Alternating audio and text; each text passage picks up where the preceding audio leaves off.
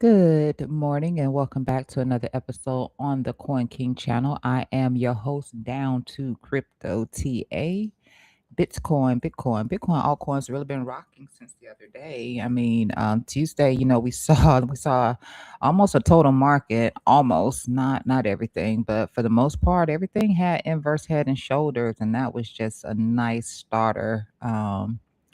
To this week, man. Really nice starter to this week. We are hitting some resistance right now on Bitcoin.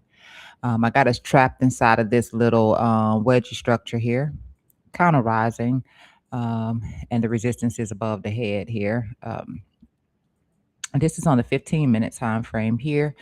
Take you over. We can take a look at what we're looking at. Actually, I'm gonna just backspace here. Let's come back here to this chart right here. So on the monthly time frame, and we've covered this, and you've seen this on my chart as well. That's what you're hitting. You can see it right here. This is the resistance that Bitcoin is up against right now. Just drop down to your line bias here, and bam, bam, bam, bam, bam. That's what we're hitting right here. So clean resistance right there, and it's plotted on other parts of my chart as well. But if we can get past that, again, just to repeat the cycle, we were looking for something like this from 2022 right here. I don't know why. Every time I get up here to this, try to say 2021, 2020. I'm so stuck on 2021, but it's actually 2022. So we're looking for what we got back here in 2022. You see the moving average. You see the bounce that took place. You see where we capped out at, which is back into here. So I'm still under the belief that we can reach that $100,000 here on Bitcoin. I'm still under the belief of that. So we still have time. This is just candle number one on the monthly time frame. So it'll be another two more months. So 3 months total, maybe. We're bored out of our minds, still sitting in the same spot. And, my theory was, not everybody's got this theory now, so hopefully it doesn't play out. But the possibility of it being a head and shoulder formation now. Okay, so you see everybody got it on their chart now. But I remember back when great minds think alike in the story. But possibility of putting in a head and shoulder here to come down to our golden pocket, which is where I believe that we would cap out at. I don't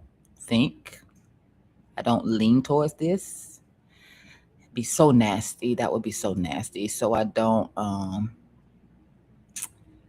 subscribe to this right here. But the golden pocket for sure is something that I subscribe to, unless we just blast on into Valhalla from here, and this ends up being a low, because we don't know. All we really have is a probability of things, or just, some sort of a theory on what can happen. But for all I know, this could be the bottom, and we can go up and make a new high. You never know, you know? So that's the resistance that we're hitting there. We'll just walk it back here a little bit here. Just some things that we covered again. Here, exactly where we bounced from was from the 120 EMA.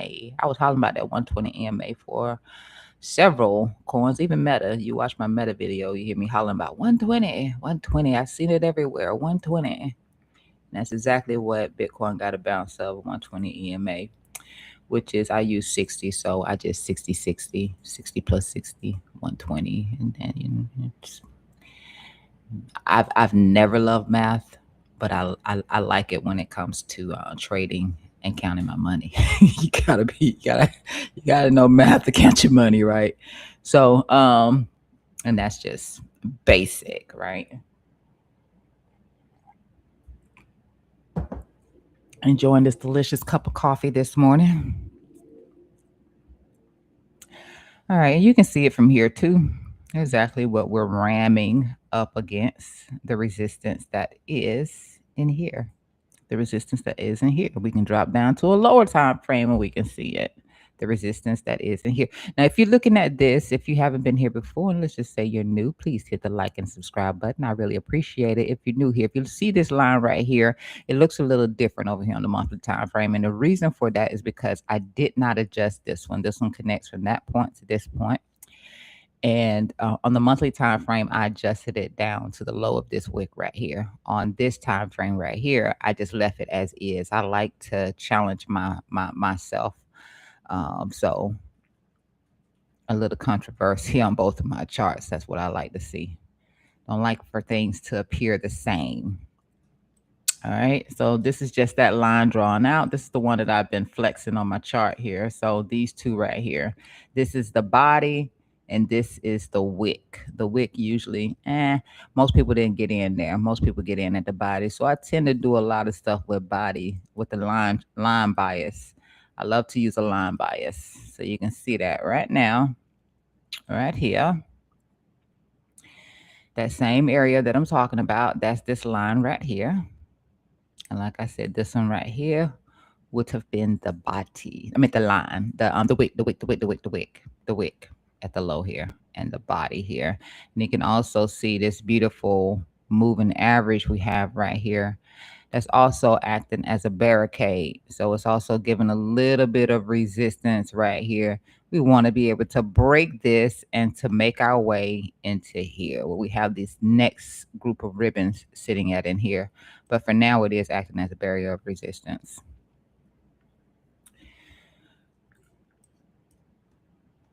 And you can see over here, if you do VRVP or,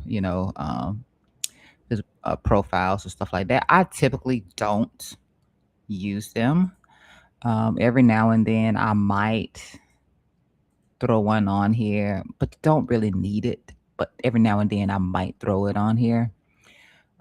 Just because it makes it easier for other people to understand too, because a lot of people do like to use them. And then you can see that that's also the value area low in here. It's a little bit lower than the actual resistance point itself. Yeah, and that's the thing. Well, anyway, yeah. So you could have said, we're hitting the value area low. You could say that, and everybody's going to find a way to find confluence, and there you have it. That is that. Just like here, you know, in this case right here, I would have got closer than just using my ribbon. Maybe no, not on the weekly, but here, that was a closer catch of the bottom if you're a bottom catcher. We did break back above this ascending trend line, and I do like that. So maybe on a push back down, and you can see how the 5 and the 10 is sitting here. So if we do push back in, reject from here and get a little back test here, this would be a great place to consider taking a long position from. That's 91.7, 91.0, so about 91-ish, something like that. If it rejects here and comes back in, you would have that to look forward to. That lines up with the trend line, so a back test of where we broke down initially, something like that. We're trapped right now, which is why we're creating this pattern. We're trapped between looks like support and resistance, and that is how patterns are formed. That is how they come about. Keep pushing backwards, back over here on the 4-hour time frame. And now we got the 200 EMA sitting here at 95 to 82. So another little opportunity of some resistance. And you already seen what this looks like on my 15-minute time frame. So usually and it's already doing it now. So, what I'm saying is going to be in hindsight. When I draw my trend lines, I like to look for confluence with moving averages. It gives more credibility to the trend line. And it depends on how the trend line is laying too, makes it different. If it's running flat across it, that makes the trend line a lot more powerful. If it's rising up above it, momentum's shifting a bit, so you know that trend line is likely going to get broken. And if it's deviating down below it, if the prices are coming down, then you're likely going to break that trend line and meet that moving average. So I like to find confluence with my trend with moving averages and my trend lines. I like to see something like that. And so it just gives it credibility in the way that this one is postured. It would indicate that we would likely break this trend line right here. Instead, it wouldn't be as strong of a trend line here. So, yeah, we could definitely, like I said, I'm looking for. I think $100,000 is very doable. Maybe not today, but in time. In time, I think that $100,000 is very doable. All right, so I'm just gonna push back over here, back here. Let's see. This is the 1 hour time frame. Basically, what you're seeing off of the 15-minute time frame. You can see how we have this little trend line through here. You don't have to go with the trend line. You could always just use moving averages. Trend lines are stable. Moving averages, they work great together, and you can see how we have confluence to this trend line right here with none other than the 26 moving average, 26 EMA here. So that's what we have here. So we know that if we break this trend line right here, where we probably end up coming back down into in here. And I was just saying about that $90,000 territory. Could could I did plot this golden pocket on here last night, and I see that we haven't managed to come back up through this. Took a couple of paper trades. Took a couple of paper trades here on Bitcoin, but I was really just been trading. I still have my long position open on Bitcoin, but I've basically been trading Zcash here. So this is what we're looking at right now that you were seeing here off of this 15-minute time frame. At least you were seeing the 1 hour time frame. You're seeing that bottom line right here, but this is the overall picture right here. We do need to break above this trend line right here.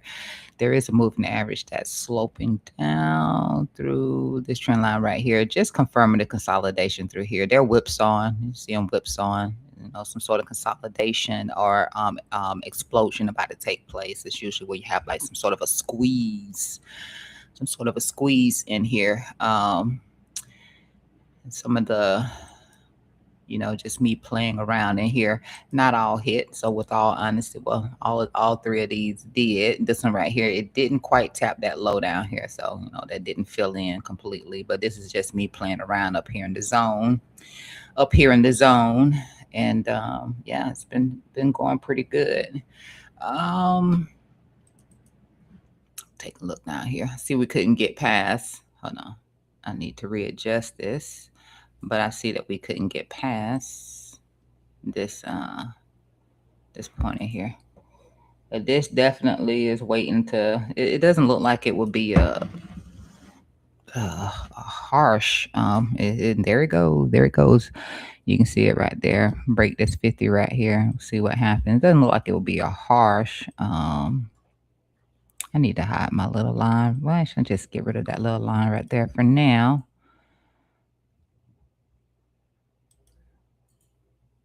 Let's just put this in here. Change my color to orange. Just making sure we can see that. So that would be our breaking point right there. So something that I've been doing in here is, I don't know if you can tell this or not, but I'm using the BB percent down here. And I'm only considering taking either short or long, depending on if we get extended. We have to get extended. So like here, you can see how it got extended. And that's what gives me the idea of looking at the resistance probably working and taking a position. Could have did the same thing over here. This happened rather fast, so it wasn't something that I was going to do. It happened way too fast. And then just combining that with trend breaks, it's a lot of crap to look at all at once. It really is a lot of crap to look at all at once. But over here, again, you're looking for where you get extended. Just and sticking to the strategy of making sure that price action is extended before considering anything. Because when you get extended, you usually come back in either from the downside or from the upside. And you get overextended to the downside, price is going to come back in. You get overextended from the upside, price is going to come back down. And so that's just that's That's just a good way of looking at it. This one right here, I didn't follow the strategy. You can tell I didn't, but um not crazy still. you know, it was some other stuff in here, but that's just all different. But looking for another rejection in here on Bitcoin. That's what I'm looking for right now. I did enter a new short position on Zcash. It's starting to, well, it's trying to. It has a squeeze on that 4 hour time frame, and it might get another little flush to the downside here. So that's what I'm thinking that we're about to get here with Bitcoin. It's another little. It won't be too much. We're at resistance. Sure enough, we're at resistance on Bitcoin. So break this. We could do like a measured move on this. I don't know that we actually start out this way, just depending on what the to see what the stock market. And I don't believe in heavy correlation with the stock market either. That's a lot lower than.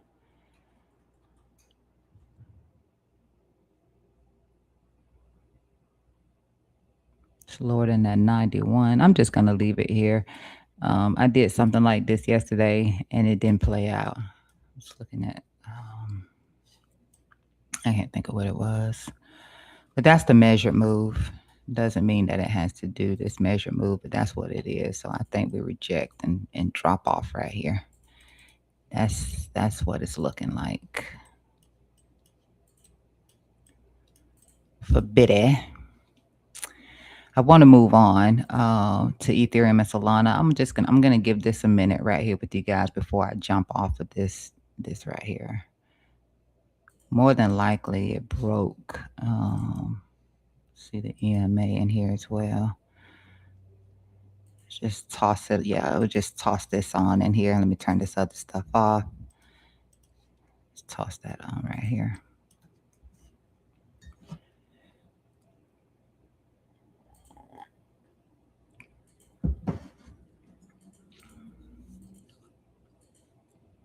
Bit choppy. Bit choppy. And if I wasn't using this moving average right here, the other one that I was looking at, I'm gonna hide that real quick. The other one, it's right here. So you can see that, you can tell that it's consolidating. This whip, whip, whip, whip, whip, whip, whip. These gonna whipsaw anyway, but with the cloud cover up above it, looking to push that price down, looking to push it down.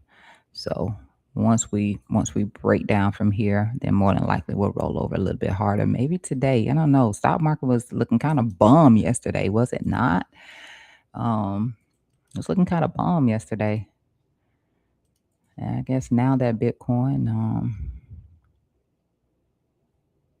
got the ETF and all of that, I can, you know, compare it to the stock market a lot more now. I didn't like doing that before. But now I guess we can say that it's moving kind of slow right now. So I'm going to go ahead and take a look at Ethereum, which has been a big performer. Loving Ethereum. Ethereum 2 is hitting some resistance. So we know where we broke down from. Like I said, wherever you're catching support at, just walk it back. So if Ethereum does manage to push up any higher, then I would be looking back here to this point here at the 33.54, where we have this node right here that we were using before for that, for one of our areas of interest. I will look back. Today if it can push up above that. Right now, we haven't done more than what I stated on the last couple of videos. We had the two little areas that I'm looking at from my support and resistance level. So I'm gonna walk back on Ethereum as well daily. So this is what I shared. This is what I said right here. That this would probably be it right here to the upside. And then if we did break down, which we didn't, thank goodness, then this would have been it to the downside right here. So we're in it right now. Maybe it can push up a little bit more, but we're in it right now, and that's 3,084 to 32.36. That's where we're at right now. I usually have some slapping levels, but that's what we're where we're at now, and maybe it pushes up a little bit more. Like I said, comes back into where we were holding support at prior, or that volume, that volume node is what I'm referring to when I say holding support at prior. But we are hitting resistance here on ETH. I'm gonna walk it back some more. It's just the same synced levels in here, so you can see it with that golden pocket still sitting in here, and the 786 still sitting in here from this pivot right here. That it never, we hadn't hit that yet, so no need of changing that. That is what we're up against. So little bit of resistance for Ethereum here, walking it back just a little bit more. And then you can see we have some sort of a little triangular formation in here. But we're trying to hold this line through here. I was thinking about moving this line just to put it directly underneath this low right here, because it's not actually falling under. I don't know. I didn't want to move it, but here, we'll just go ahead and move it. So if we break to the downside on this right here, just gonna be looking down. Gonna be looking down. Let me make sure that matched up with. Hold on. That's 30. Yeah, 3,084. I mean, it wouldn't put us. But that's below that. Nah.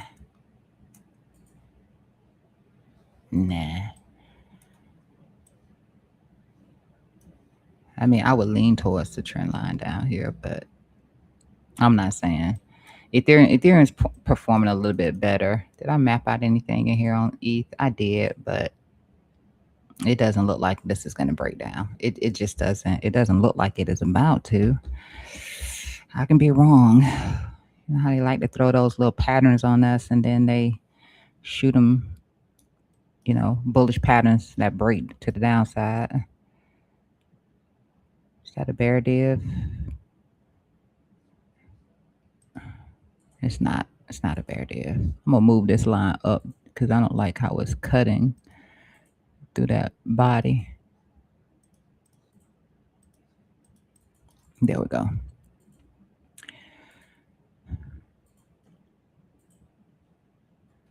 I mean, maybe it just drops back down here to this low right here.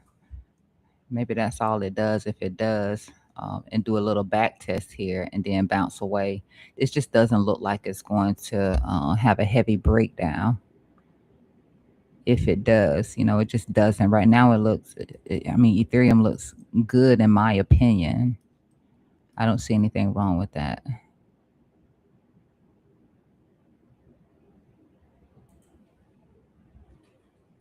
Yeah, I really don't see anything wrong with this.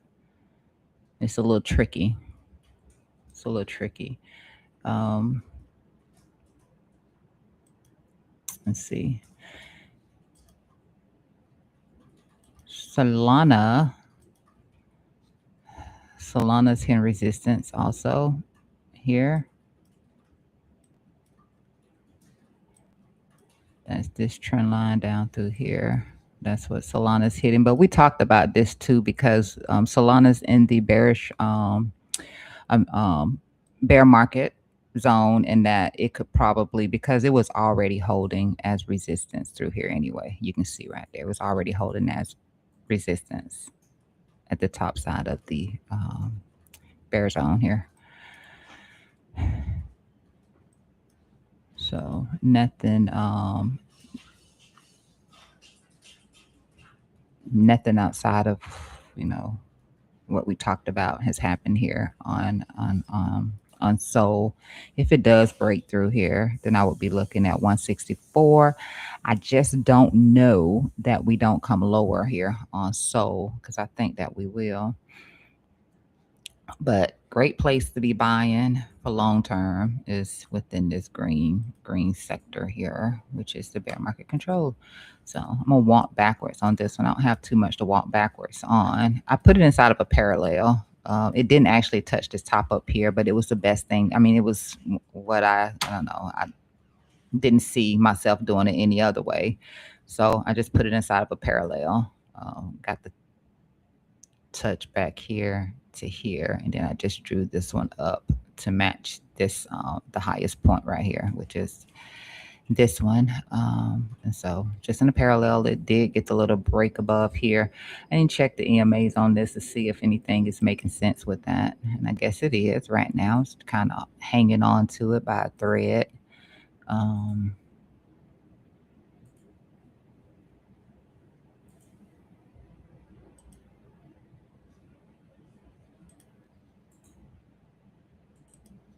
just getting rid of some stuff I didn't need. Hanging on to that by a thread. Let me switch. Just wanted to see what we were working with.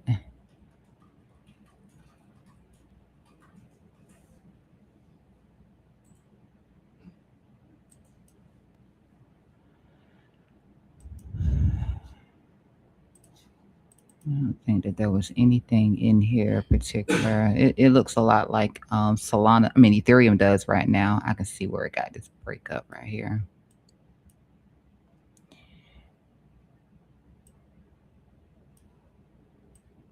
Or at least it looked like it did. And the swing felon, possibly swing felon. Well, that sucks. You can see the one down through here though, but it looks like it might be trying to swing fail. If anything, back down to this trend line right here and then be looking for a break of this trend line. There wasn't really any confluence to this trend line right here. So I don't feel one way or the other about it. Let me move back a little bit more here. Oh yeah, look at that. We definitely hitting resistance. All right, so that's the 26 right here. 26 right there that we tapping into. You can see that. 26 right there. On Solanza. Backpedal a little bit more here.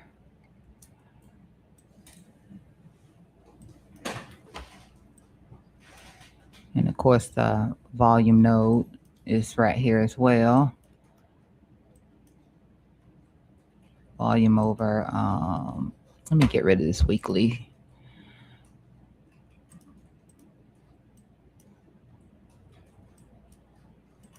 That's the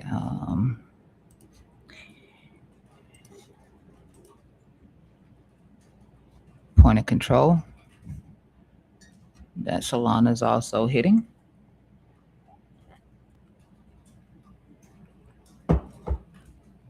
So everything is definitely at resistance right now. I'm gonna walk it back a little bit more.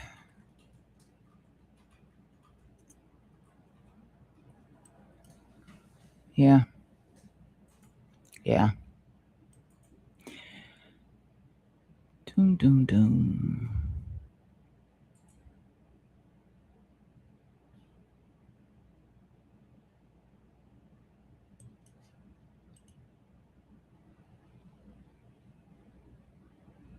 I swear that looks like some sort of a broadening, a megaphone, something right here.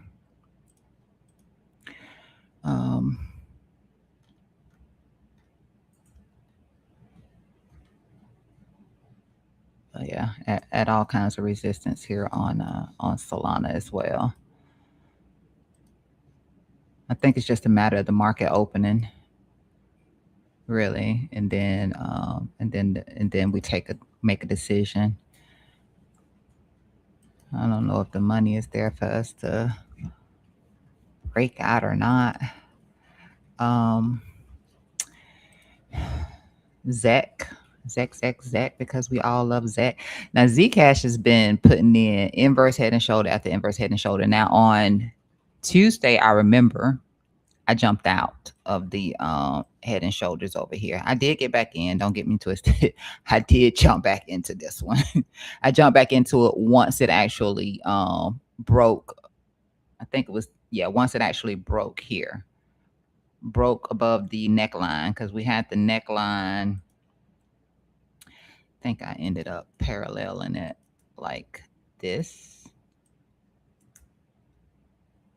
And once we broke the neckline, and we had the trend line going across here, I did jump back into it to ride it up to the golden pocket, and then I got out of that one because I said I wanted it to come in and hit the VWAP because we didn't actually hit the VWAP, and I said VWAP was sitting down here. We came close to VWAP, but we didn't hit VWAP, and finally we did actually hit we hit the VWAP.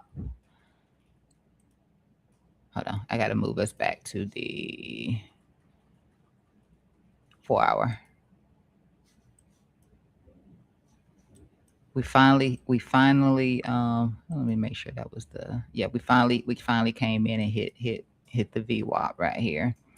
And the VWAP that I was referring to is the one from over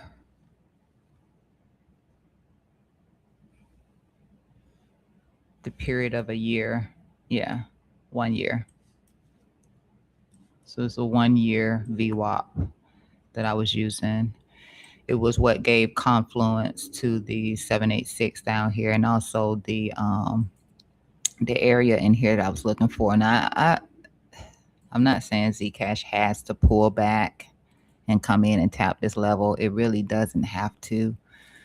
Um, Everything I was looking at for Zcash, it all stems around VWAP 786 and the zone in here. So taking it from anywhere in here would have been great. So I'm still in this long position right now. I have been trying to catch shorts here and there, just because we're really close to breaking the structure, but we haven't quite did that yet. You can see right in here. Got the trend line right here that we've been rejecting around. I could probably move this ever so slightly. I'm gonna move it up to catch that now, just because. Let's see. I'm just gonna move it up a little bit to capture that. If I have to keep moving it, then I know we're looking to go higher. Could be because I ain't have it drawn right? That could have been the problem. Was that the problem?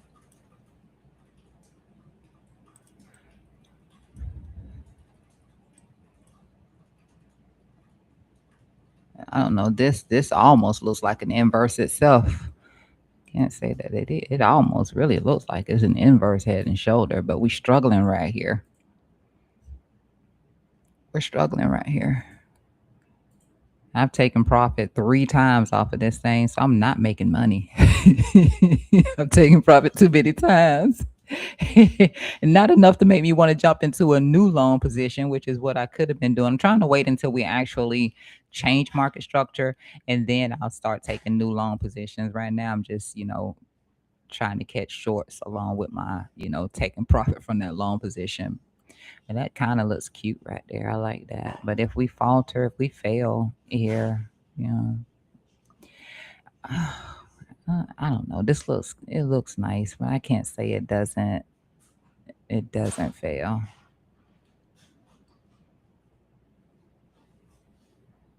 Maybe then would come in and tap this, put in some bullish divergence or something. But this looks like an inverse. We've inverse like 3 times already, like 3 inverse head and shoulders on Zcash.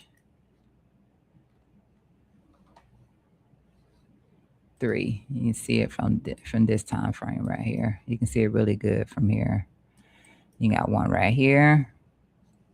You got the one that's right here. You got the one we did right here. Like, this thing really wants to go up. It really, really wants to go up. Like I said, I'm in a little scalp short. Played a few, and you can see this one didn't work out. That failed. And I got tired of drawing my little profit things in here. This one failed.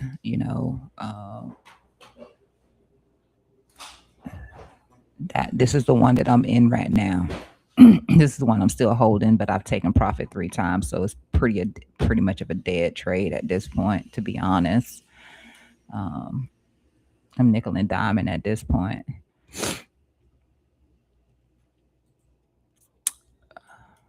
Let's see. This is VWAP prints like this when I move out to a lower time frame, and versus being down here like you see it from the higher time frame. It prints up here um, from this time frame. You probably want to use like deviation, bandwidth one, something like that. In fact, let me just take a look at that. Probably won't show up. If it did, it's somewhere crazy. I'm not gonna even try to figure out where it is. Um, but that's what we're marching on top of right now. The that same VWAP, that 1 year VWAP. See, I might I don't know. It's squeezing over here. I know the MACD doesn't look all that gravy right now either.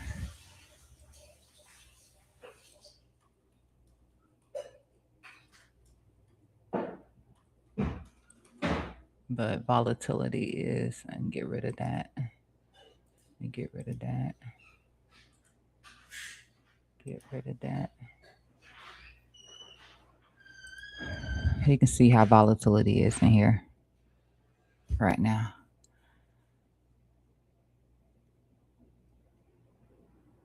A little weird.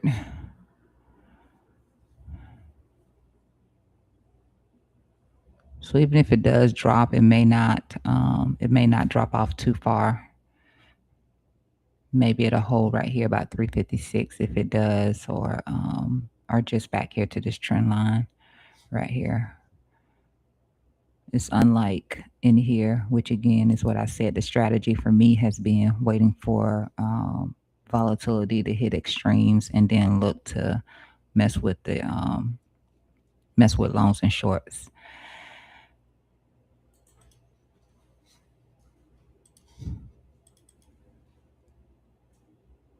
Just waiting on a little break.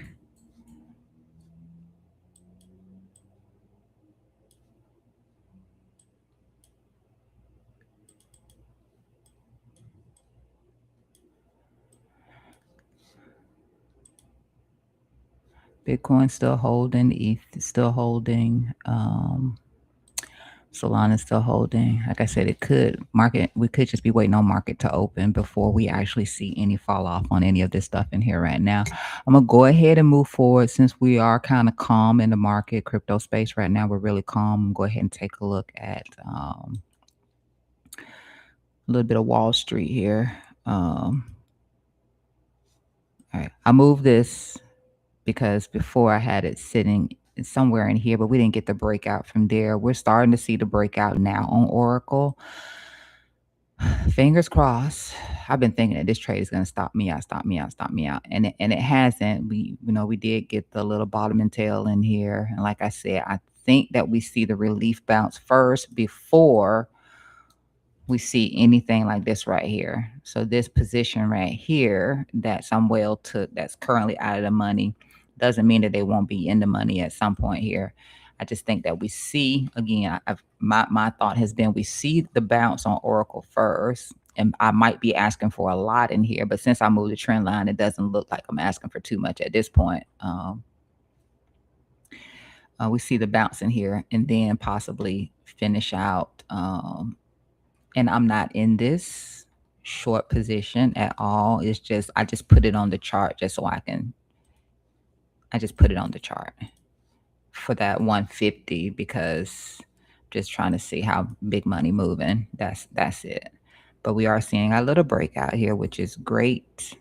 And then 150, I don't know who put the money into this one. I need to actually go look at that, but there's a whale put for 150. A lot of people have been trying to short it. I just think that we bounce first and then it does this. But the more attention Oracle gets, the better it's going to perform. I'm going to put that back like this for now. And let's see, move forward. Okay, we did get the breakdown here. And it took a while, right? Um, Meta, I think on Tuesday it was. I was saying I'm gonna go ahead and call this uh, possibly the reversal point where we see us trying to put in a higher low here on Meta, and that was based on this right here. It didn't come up high enough, to be honest with you. It didn't extend high enough. So I'm kind of I'm sus on this. I feel a little sus on it because it didn't come up high enough. But this was Tuesday when I looked at it. I said I'm gonna stop calling it pending. It still reads pending because I'm not really sure. I'm gonna stop calling it pending and say that we did like we did over here when we come back in. I don't know why this is sitting right here. This needs to, because that did not happen right there. It happened right there. But where you break out and come back in. Oh, it's probably because I was doing it from a 16 hour. Maybe that was what it was. It just looks a little off a little bit. Yeah, it's probably because I was doing it from a 16-hour chart. Yeah. Break out and come back in. But you see, we didn't extend far enough on this one. So I'm kind of, I don't know. I don't know about this one because it just didn't extend out far enough. So I'm gonna leave it as pending, but this could be where we see an actual correction from from Meta. Maybe a inverse head and shoulder is what it looks like. I want to see a higher low. Want to see one. Hmm. We'll see.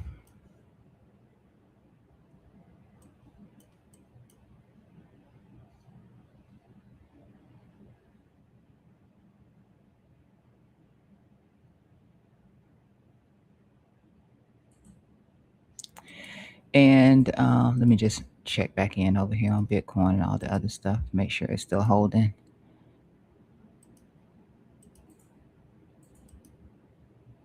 Yeah, we're still sitting in the same spot. All right, so I'm gonna go ahead and move forward a little bit more here. I'm gonna take a look at gold with you. All right, so gold, I made a little modification over here on gold. I highlighted this trend line. Well, this right here was supposed to be for my wedge where we got the breakout here initially. So I switched it up a little bit. I lightened this one out and I darkened this one up right here.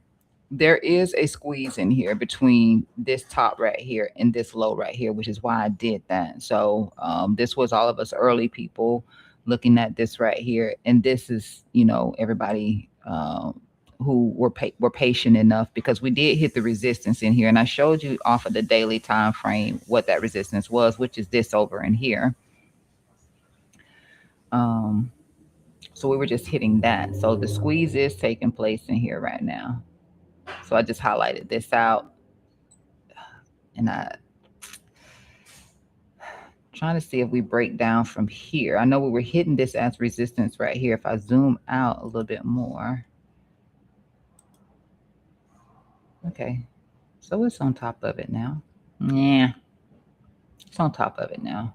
Because what I was going to say is if we did continue this pullback here, I was going to say look for a back, look for the back test right here. But again, this is squeezing in here. This takes us back inside of euphoria. If it breaks out and breaks above here, then it goes back into euphoria here. Do I have any notes in here on this? Apparently I don't. Um I don't, but let's find harmony because I know harmony is in here somewhere. Gold would still have to deal with the range break.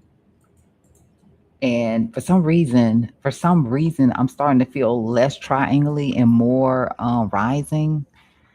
I looked at that, but it's not meshing up for me. But I'm starting to feel more like this is rising. Overall, one of the things I was saying is that you know, if we failed in here, there is the confluence with the target down here, with this target one, which is what I was initially looking at. When we got this first one, we projected that it would probably come right here and reject. But then we started holding the trend line down here, and then we came back and looked at it um, before it got up to here and said, you know what, triangle. And then we got this little breakout, and we hit the resistance in here.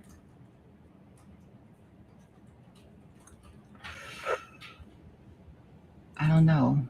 It's starting to look less like this triangle and more like it would roll over and come down here. That's what it's starting to look like.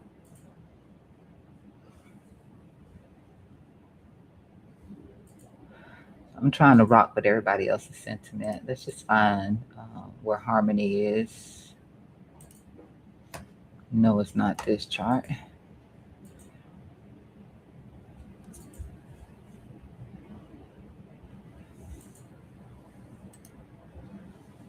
Okay, so harmony is on the weekly.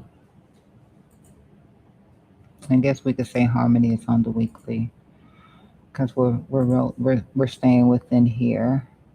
And then you could see how we would still have to have a successful range break, because if we don't have a successful range break, and to me, this doesn't look like we see. It's not squeezing, and typically you would have to squeeze to get these volatile moves like this. I don't know, people.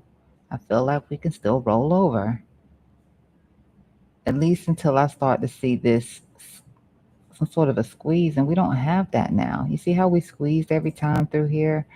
We don't have that now. We have an open mouth. I'm not trading gold, but I'm just saying, we have an open mouth.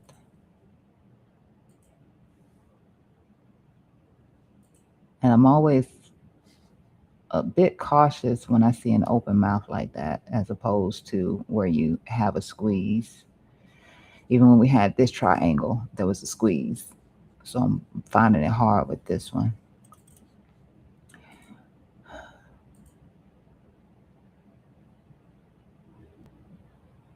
Looking bearish. It looks, I mean, it's, oh.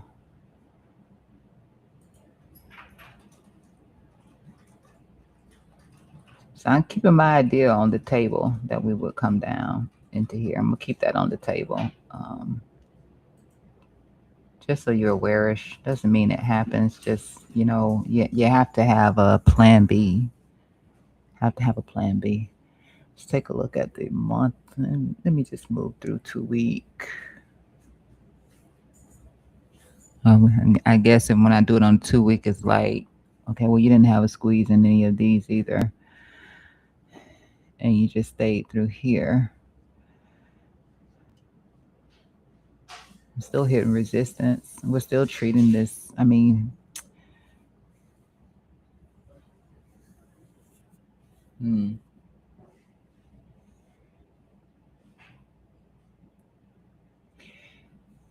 let's just take it one day at a time with gold.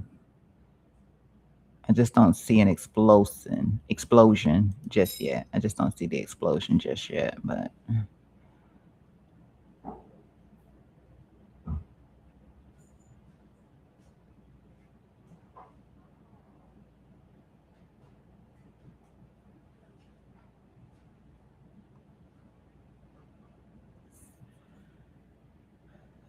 37.73, 37.36.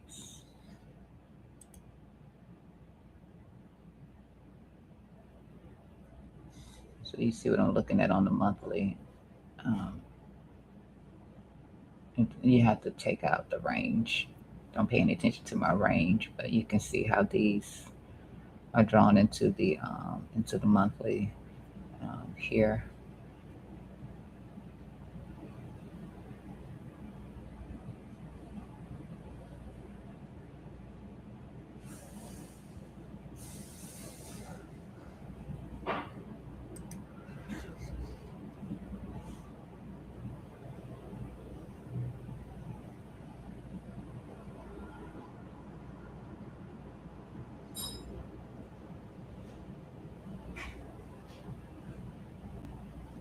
Just don't get overly bullish just yet. It looks nice on the lower time frame. I just wouldn't get overly bullish just yet.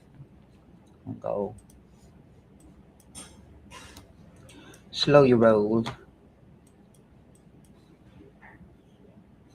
Slow your roll.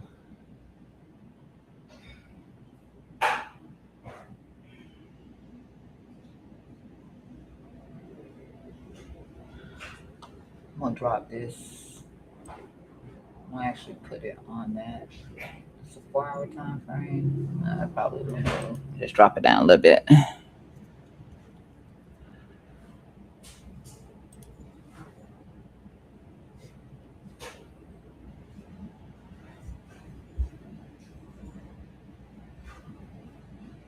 Yeah, I'll leave it like that. Um, Nvidia, they're pinning us, continuing to pin us back around this 180. I was thinking that we would hit that 190 the other day, at least coming up into here. I think we were over here at the time, but it didn't happen. It dropped us back in. We back tested the little wedgie structure that I was looking at in here. Um, for a brief moment, we back tested that right there.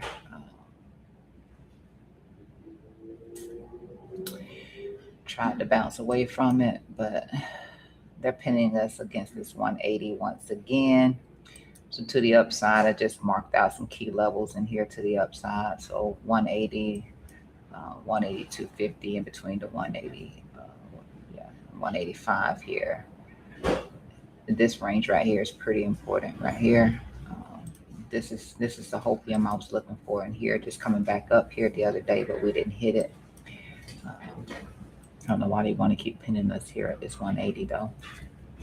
And I had just tweeted that day too. I was like, I'm looking for a move up to 190. I said, at least they're not pinning us against 180. And then next thing I know, the market's rolling over 2 days later and,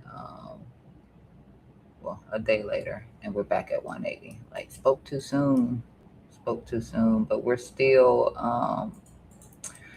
gamma long in here. And I'm still holding my Nvidia futures position from the 170. So if we do get a push down, I'm actually looking for 165. If we do see a push down on Nvidia,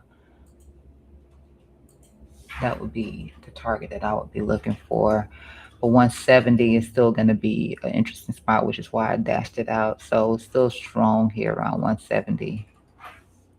Could just bounce away from that again. But if it's not 170, 165 is really what I'm looking for next. If we continue these lower highs and lower lows here on the move down here on Nvidia.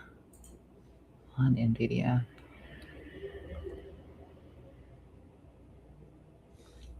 You can just stretch this out a little bit now that we're delete this one now. Just something to look forward to in the event.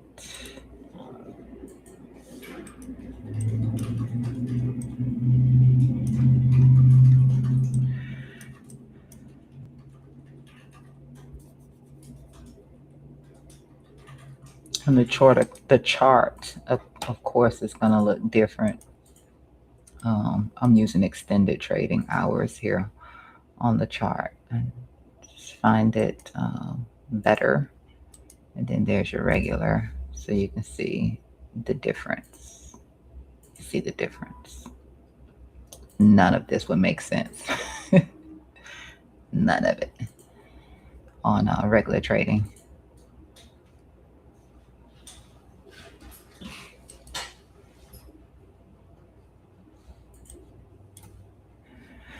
All right, move forward here. This is Netflix. If you don't know, we broke back down. It don't look like that's gonna make it. And let me tell you, it was my first time trading Netflix. Period. You know, they did a split, and the price looks a lot more entertaining to me right now. But on BTCC, I went over to trade it, and they, for some reason, they automatically put you in a hole when you're trying to trade. Like my limit orders, I set my limit order for my entry. My limit order with a clean bounce from it, I was negative. They put you in the hole just for trading Netflix. So you're losing money off the rip. Like I don't see it when I do Nvidia. I'm in an Apple position right now. I was like, I'm not playing around with Netflix anymore. And then I tried to set up a stop loss on Netflix, and it kept giving me this message. I understood what they were saying, but it's like, okay, I'm just, I just want to have my stop loss in place. But because of where I wanted to set my stop loss, they automatically took me out of the trade at a loss. Like they took me out of the trade for a price that Netflix had not hit yet. I'm setting up, trying to manage my risk. I put in my stop loss for I don't know, maybe a little change down below, maybe even $1 or something like that down below. And they took me out of the trade at a loss. Like they automatically closed out the trade. I was like, that's some BS. I was so pissed off. I would not trade Netflix again, not on BTCC. I would not trade it again. If I traded, I traded spot. I would not trade it on BTCC because that just ticked me off. Like I'm not even at my price. I'm at a loss, opening my trade up at a limit order with a clean bounce from that limit, and I'm in the hole. And then I try to set a stop loss, and you take me out of the trade at a loss. BS. BS. But anyway, you can see that we did break down below. We're back above it currently. Put this on 16, or at least we were. Yeah. Okay. Yeah. So we're back above it at the moment. So our little parallel channel that we have going on in here with Netflix. These are some key areas in here for Netflix where you might see price get a little bit of a bounce from. So 100, 102, 105 and 109.50 here to the upside. Here you might see rejection as I have it in blue, and you might see some support down here where they may, uh, might want to buy down through here. They could keep us in between this zone right here. As you can see, we've already been kind of pending in between this one. Well, not actually. Netflix has moved a little bit more than let's just say Nvidia. It has moved more, but they may start to pin price through here somewhere between 109 and down here to 100. They might try to pin it down through here, but um, we did come back up our little trend line in here, luckily. But I would watch these two right here. If you see any further continuation, I would watch these two right here. Don't expect for it to hold perfectly. Um, if you break it, then you want to see it be recovered. There wasn't too much more down below here. There is, but nothing. Mm, volume isn't all that great for anything down below here. So I'm just thinking that we stay somewhere within this vicinity.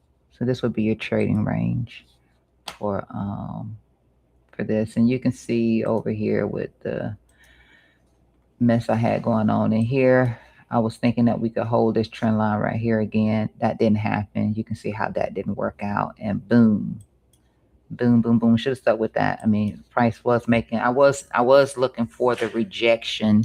I forgot all about that because sometimes when you zoom out on these lower time frames, you forget what the macro is all about, and that would have been a nice capture right here. But like I said, I didn't.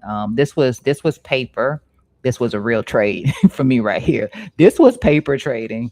So I'm just playing around with it, just back testing on some stuff and strategy testing. And then I get in here and I take the trade, and then I have to deal with BTCC on some garbage trying to trade Netflix, and it was just Netflix. I've only ever traded not even 5 things I can count on my hand that I've traded on BTCC from the stock market. It's not like you have a ton of options, but when it sold off like that, it was a good time to take the trade on this. and then they screw me up. So I'm not even trying to push for the 105. But maybe it rolls back down. I think maybe market opens and it could roll back down. Just trying to get a 3 to 1. Anything I do, I'm trying for a 3 to 1, at least a 3 to 1. That would have been a 3 to 1. That was a 3 to 1. That was 3 to 1. That was if this wasn't a 3 to 1, then this would have kept rolling. But always at least a 3 to 1. Um, so that's what you have here on Netflix. Back above the range, break the range again. I start to look down here at 102.50. If 102.50 gives, if you see something massive like this, and just look out for 100, they'll probably hold it off here at 100. Um, Apple, so close. That was so close. That was so close. So I am in the Apple position right now. I'm not actually Apple short. Apple is Apple's been pretty bullish. So, and you can see how that didn't work out. It didn't even, well,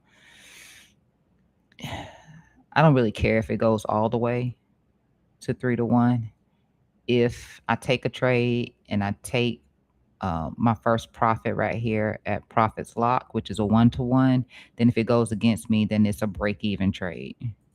Like I didn't lose anything, I didn't make anything, and that's my goal.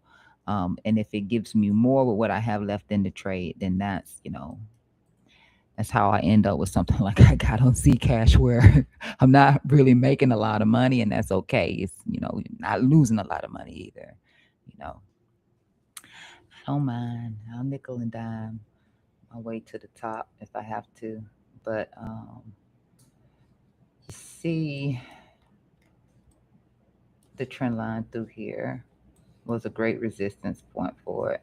And that was, SFP and all that good stuff, but a great resistance point for this short position in here that actually didn't come all the way down here. And again, if you're not, because I'm like, why? I'm on BTC and I'm like, my targets are not getting hit. Or I have to remath my targets because I'm using extended trading hours when I'm looking at it over here, as opposed to looking at regular trading hours, um, which you, if you have it on regular trading hours, there's actually a moving average in here that's holding as support.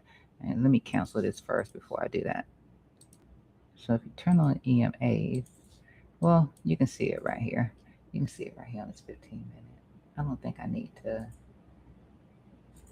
Hold on, let me make sure. This is why I pulled it down to here, but when it dropped down into here, it didn't actually touch it, so it doesn't, this full thing hasn't been fulfilled, as opposed to the 3 to 1. Um, let's see. Yeah, so you would be below. You'll be below this right here, and then I would be looking for. You see how I have this 180 down here? Um, Potentially 180 right now. Just kind of this zone right here was one of the most interesting zones in here for Apple, and that's your 285 to 290. But if Apple continues to roll down, then I would be looking down here at 280 as the next target. You have the highs over here that you'll be looking for to hold up as support. You also have a 200 EMA right here as well, where you have the 280 at. So consider that these are the lines that you see through here are your volume areas. And when I dash it out, that's where you have your greatest volume between puts and calls. Okay. So that's what that is. Just some things to consider. So if Apple doesn't get the bounce from this level right here, um, which I hope it does. If it doesn't, it doesn't. I already have a limit order set for here. I'm gonna allow myself to be in a hole on Apple.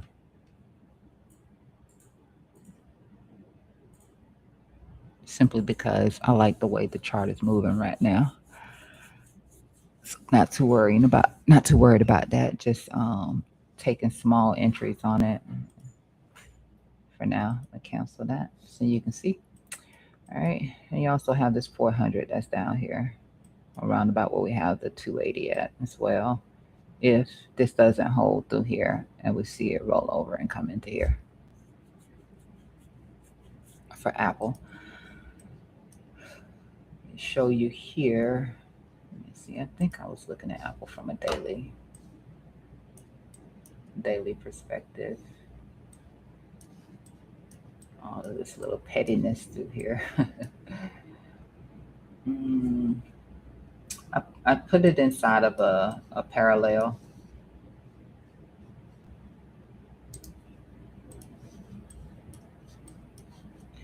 So I put us inside of a parallel, and then the trend line you're seeing across the top here that we came into. That's let me see 16, because that's gonna, let's see which time frame was actually working. Okay, yeah, okay, so you can see it now. Sorry. So you can see that point right there. That's the resistance that we were hitting on Apple. So that's where that short position came into play. So it's that point there to this point down here. So it's that line through here. It would have initially been here. We would have seen that first rejection that happened right here off of Apple. And then after that rejection happened, I just moved it up to that point. And so that's what you're seeing, that for that short position. If Apple does continue to push up higher, I have the levels through here. And I know this is a ton of mess for you to have to look through right now. Hold on, let me check Bitcoin real quick. I see Zcash trying to move on me a little bit.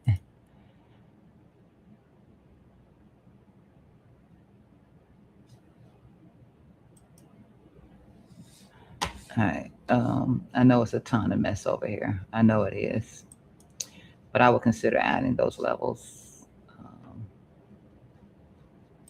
I would consider adding those.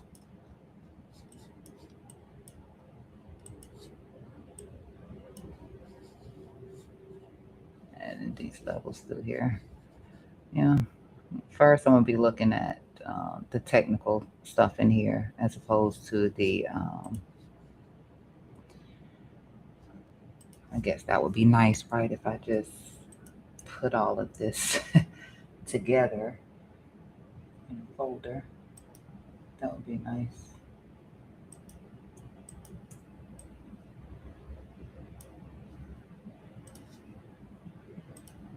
And then that way I can turn that on.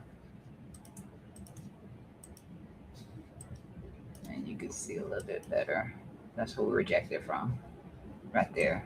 So if it does push down, yeah, it probably could roll over a lot more if it does push down. I don't really understand. I really don't think it makes sense to me for Apple to be selling off just because they lost somebody in the company.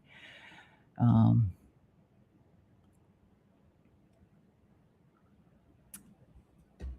maybe it's getting a reaction from that. I mean, people come and go. Maybe it's a thing. I don't really see the reason for that. Let's see if they even put anything in here on it. No, I don't see anything right there, and I'm not gonna go through and try to open it up to see. But I guess it's just a little bit of a reaction from that. Changes in the company with people coming and going. Outside of that, Apple has been performing very, very, very well. This trap right here that you're seeing with the parallel, I'm also doing that too because we had the drawings for a second.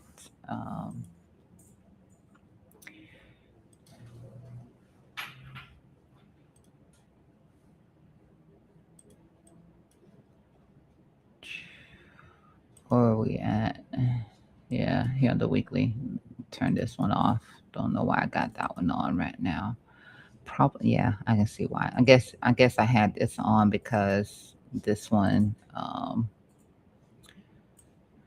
you can see why I have the parallel. through here also, just making it easier for me to see where we're likely to come to on a pullback if a pullback takes place.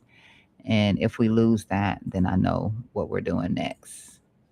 So that's why I have the parallel right there. That's why I have that parallel on Apple. Capture our harmony here on the weekly time frame.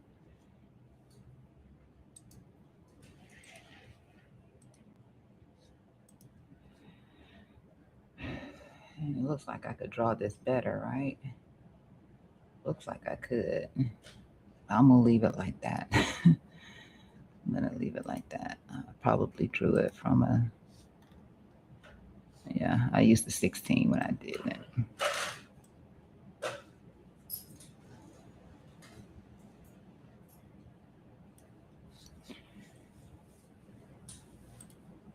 Put this back on this time frame.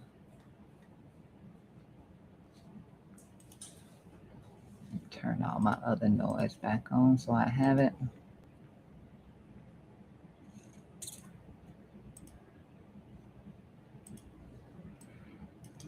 All right, that's Apple. Well, I'm telling you, Zcash is not playing around. It wants to go up.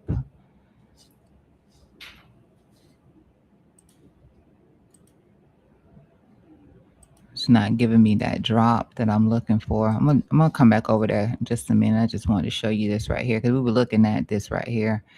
It's just not. It's not giving way to this. So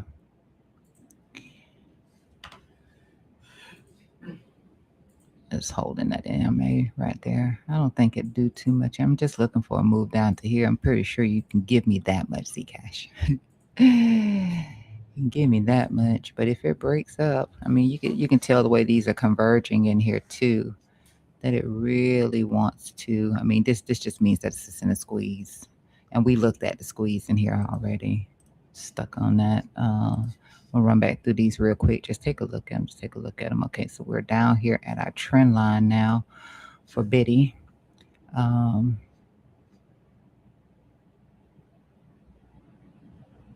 I mean, it's holding right now. It's holding that line right now.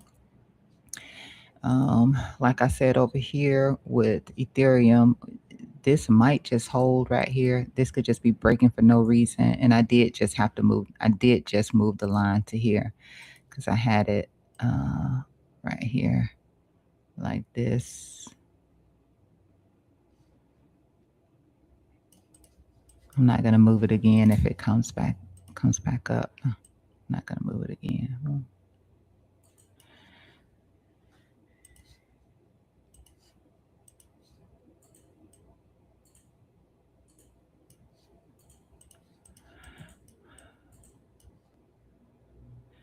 I'll throw this line away if it keeps doing that. I really didn't have another way of, unless I was connecting something across here, which might be something that can be done on a if it drops down instead of looking all the way down here, maybe from here to here, have a line out, and then that could be the return point right there. If that happens, yeah, for sure, something like that, because that was the 200. 200 is getting eerily close to this line right here. So just keep it like that. Yeah, I'll just leave this on like so, like that.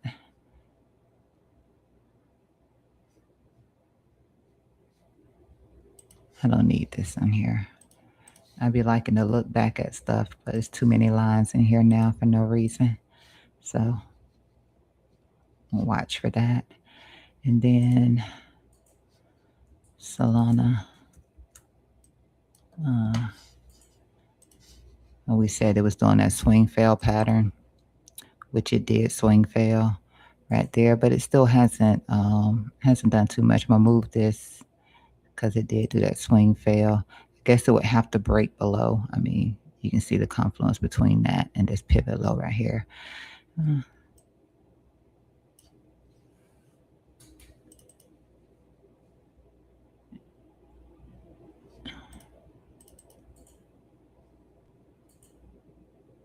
been worrying about this momentum through here too. You can see how the MACD has been descending down as we're getting the chop up through here. But that's because we're putting in bullish divergence down through here. We're getting the bear divs too. So bear divs weren't playing out. Market opens. This could send us down, guys. Could send us down to play out this this bearish divergence. If you see any sort of move up, it could just be I want to call it a trap, and just have to let the market do what it do, figure out what direction it wants to go into. That's all I'm saying.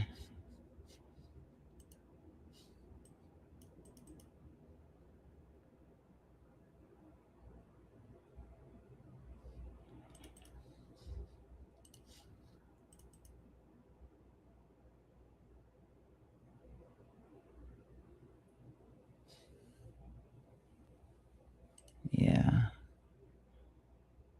The same thing across all of this right here. I'm gonna move. Actually not gonna move. I can delete that though, because I don't need that. We'll use this.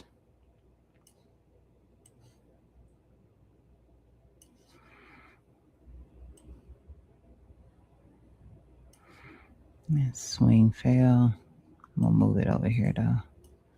It had to swing fail again if it wants to.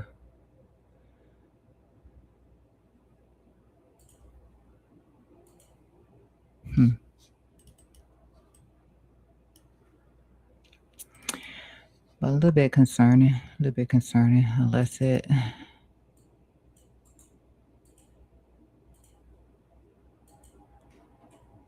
This is giving zero clarity. See how they weld it together? That can pop. Like that can. I don't like that. It's a squeeze on everything. Squeeze on MACD.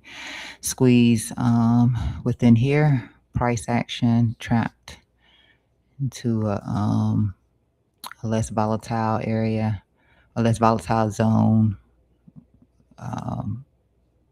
Bollingers are squeezing through here. And obviously, because price action looks like that. Bollinger Bands are squeezing.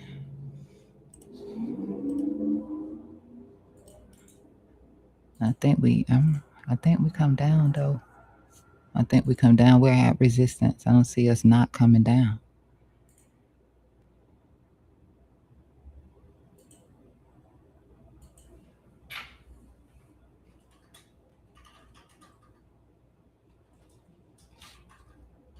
Huh.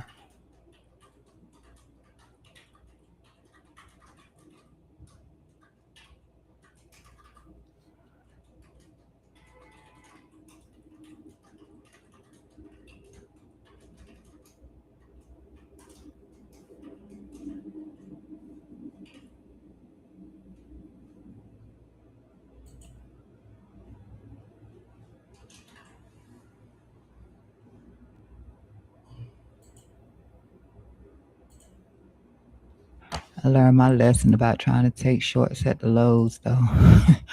I tried that.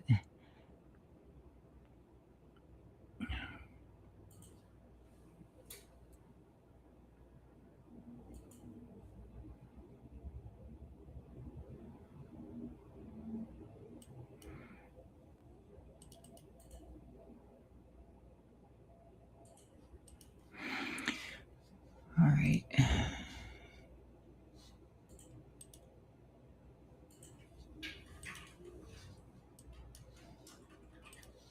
You see what Zcash over here doing. This thing does not.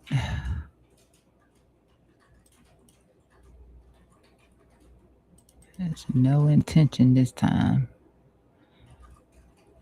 Nice recovery. Back up here. Nice little doji candle. All the goodness.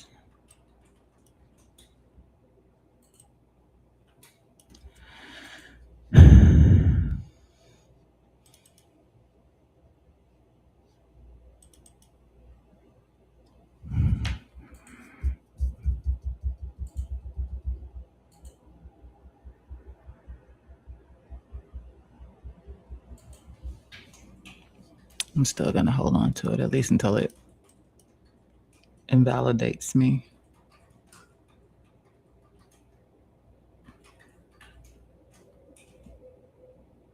I hate to keep trying because it eats into the gains from the long, but it's still at resistance nonetheless. So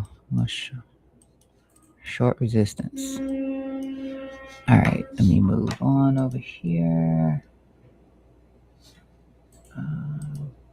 Did that, did that, did that. 7, 8.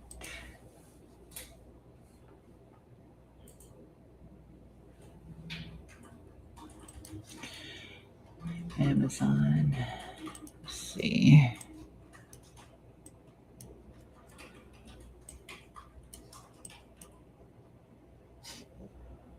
All right, I'm just gonna move on forward through here with Wall Street bets.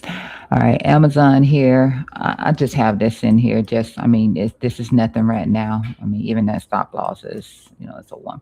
No, it's a 70.72. So it's still a less than one, but it wouldn't be this large. It would not be that large. But just in case we stop tagging around this area right here. So um, right now they're pinning us around this 232.50 right now. If market opens and it does want to give another little drop to the downside, this was something I was watching in here yesterday. This is paper trade, guys. I can't trade everything, and I'm only waiting on my larger long position on the higher time frame, and not this stuff over here.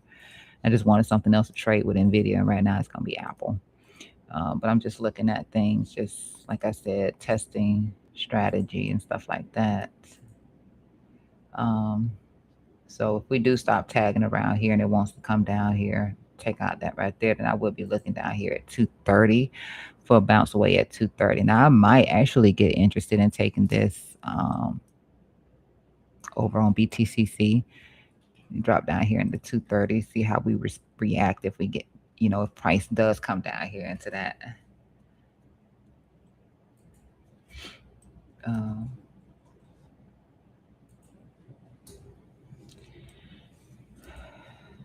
Let me zoom out over here on 16. This is the one that I'm actually looking for. Something like this right here. This is what we have been looking at. This is just all the petty stuff in between all of this right now. And you can see how I have us pinned in between this trend line right here, bounce, bounce right here, and then rejection, rejection. We didn't even tap at that time, but rejection through here. And then this will be the actual trade that I'll be looking for if price breaks down and comes back into this trend line right here. Then I will get interested in another actual long on Amazon, which is still going to take a little bit of time before I see this right here happen. You know, this chop in here is interesting. It's interesting. So we'll see. Right now, just on the lower time frame, only looking for something back here into that 230, like I said. But if we start to roll that 230, depends on how fast we coming down. I would start to look back down here towards this line right here. I haven't read any news or anything like that that would suggest that we would be doing something like that.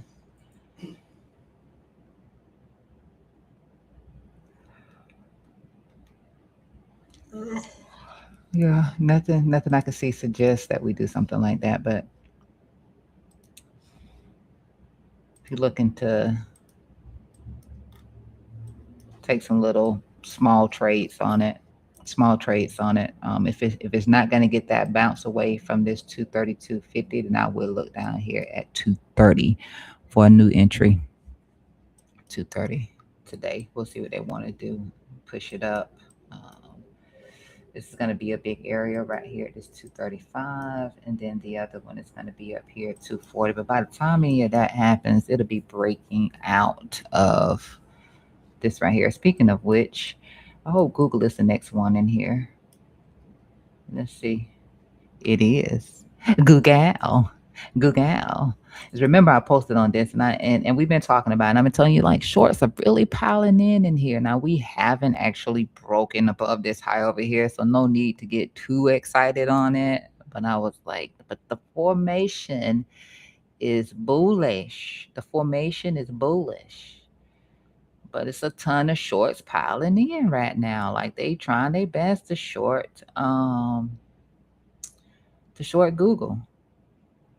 We finally did get that breakout of our little wedgie structure in here, our little fallen wedge flag, whatever you want to call it. We finally got that. We started out with this little break in here, and then we kept hitting. Now I used the 4 hour when I shared outside of our video, and I put it on X. I used the 4 hour ribbons to show support and resistance as opposed to this 15-minute time frame and how I have it, which is going to look different again if we're not using extended trading, right? It's regular trading. That's what we look like on regular trading.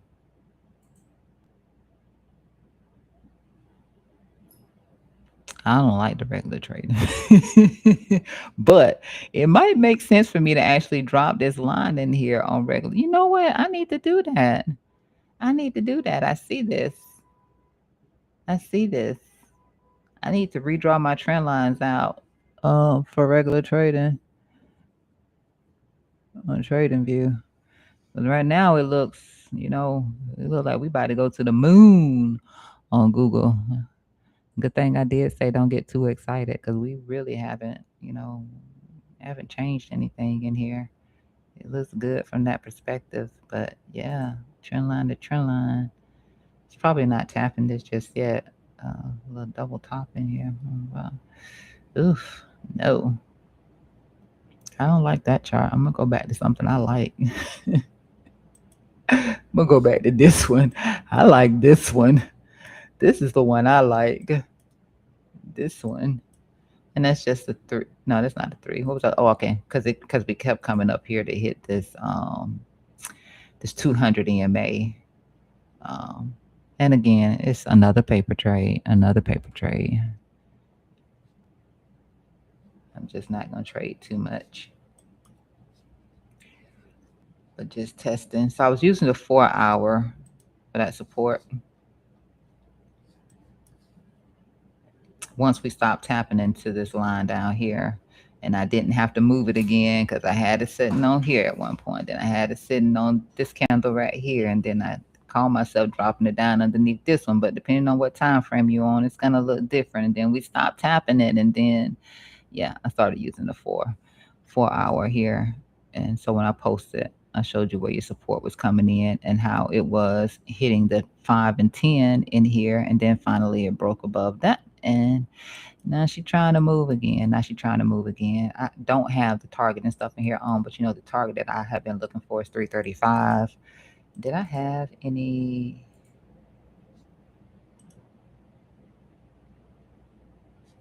Is anything in here? I'm sorry. I'm gonna have to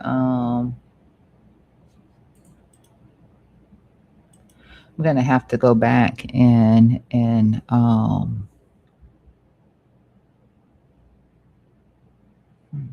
gonna have to put some levels in here on this. I'm not gonna do it now because I don't want to take away from your crypto time. I am down to crypto TA, but I'm also in these streets. Okay, I'm also in these streets. Don't need to have all your money tied up in one facility. Bitcoin seeing that little breakdown over there too. So I'm not, Bitcoin seeing that little breakdown. I'm gonna have to go in and add some levels in here on this. Not right now though. Not right now. Don't want to take up your time.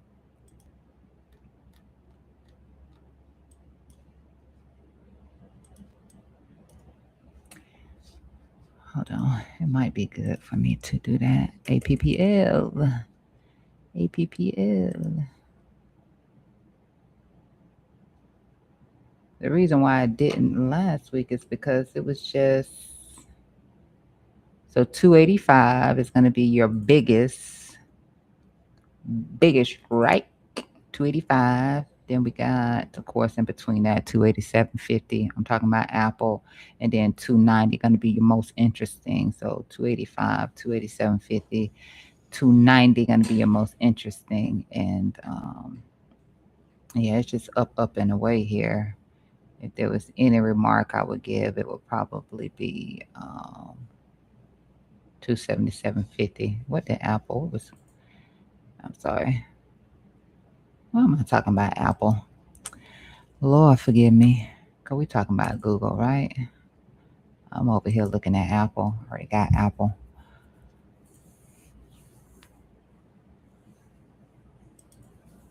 Apple. Oh shit! I keep saying Apple.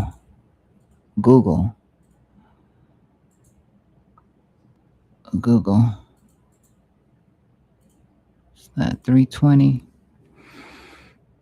Google right now is at 321.50 prior to market opening. So I might want to throw Google back up under this when market opens.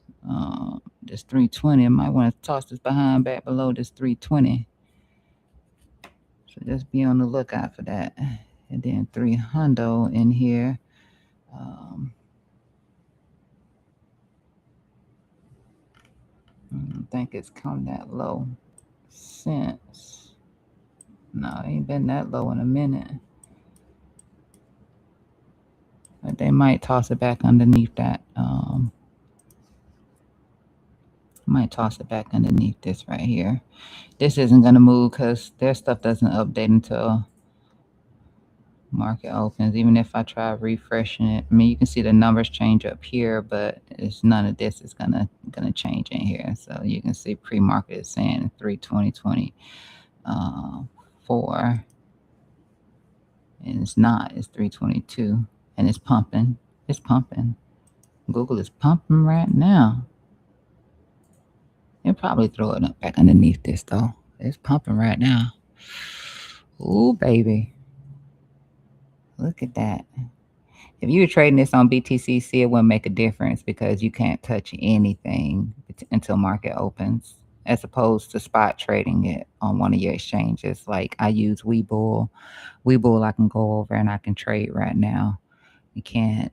I can't do that on BTCC. So none of this matters, even with my Apple position. Like if you have a stop loss set up, your stop loss, it's not going to make a difference. It's not going to make a difference when that market is closed over there. Like they don't honor stop losses and entries um, during market when the market is closed. You come back, you got a stop loss. Let's just say you had a stop loss set for 320. No, and market opens and it's up here at 326 where you're out of some extra money. Like they don't care about them stops. I wish they would do something about that. I wish they would, and I wish that they had something other than cross. I don't really care for cross. I like isolated, and they have cross. But outside of that, yeah, I like them. I like them. They give you a couple of options, things to look at, things to trade. I was watching a video from Face this morning, and he was talking about. I guess it's BitGet that's doing it now. I don't think I can trade BitGet. I don't know. I have to check and see. I doubt that they let. I don't know. They probably throw Google back underneath this right here. If it keeps pushing, that next biggest point is going to be 330. 330. Oh Lord, 330. 330. You mean we going back up here towards the target potentially?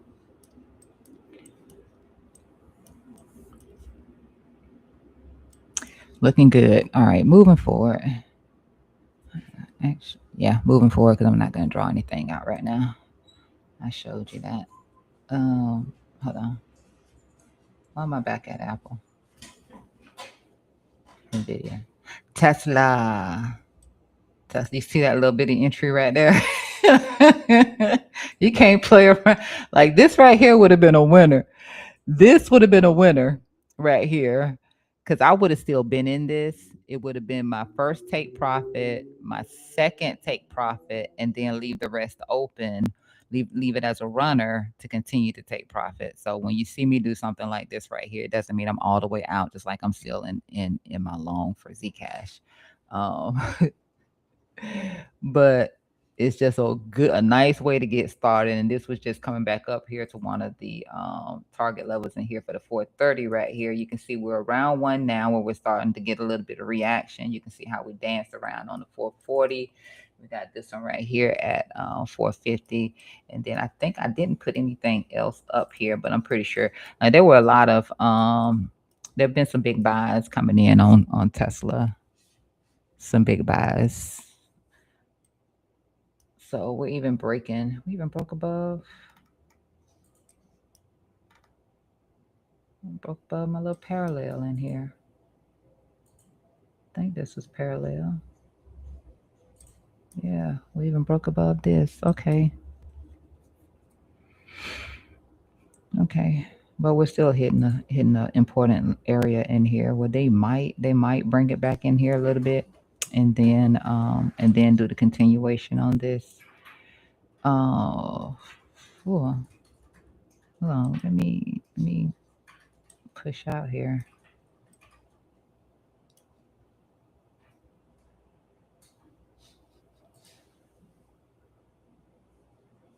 Yeah, a little bit of a reaction right here around now 450 right here.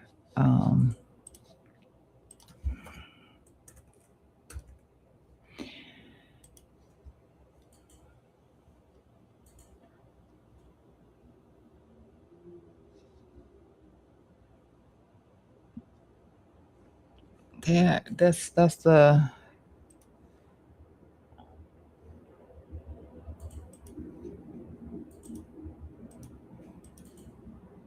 big boy right there, the 450. That's the big level that we're at right here. You can see it right here.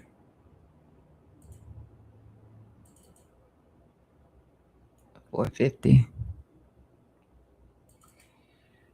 And of course, you have your others. I don't have any of the other stuff marked out in here, but you have your others in here 460, 455. You have, you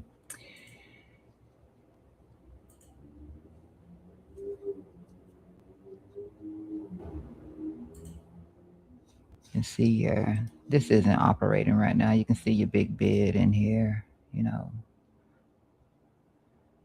from yesterday. From yesterday for that what they got in here? 446 from yesterday right in here.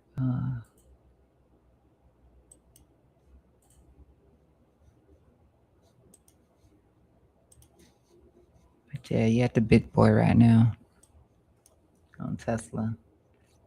Breaking outside the little parallel I had going on in here.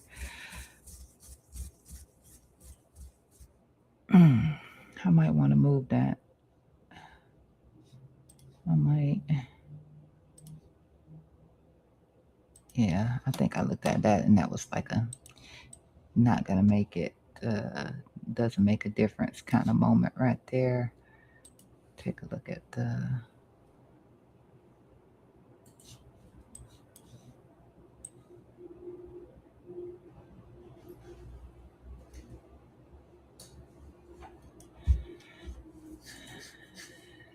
Daily in here.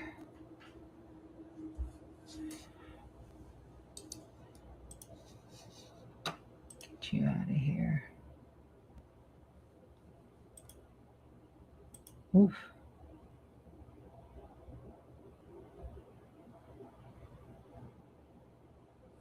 I don't need that.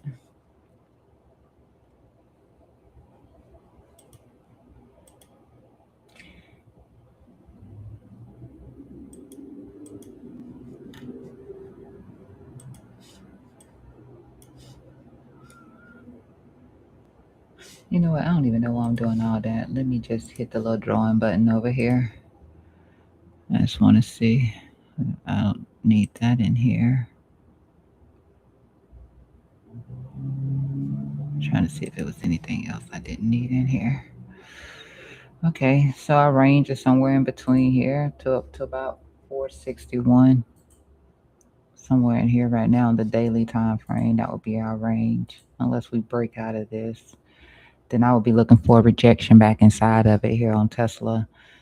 As far as the daily is concerned, it looks about like all it would do.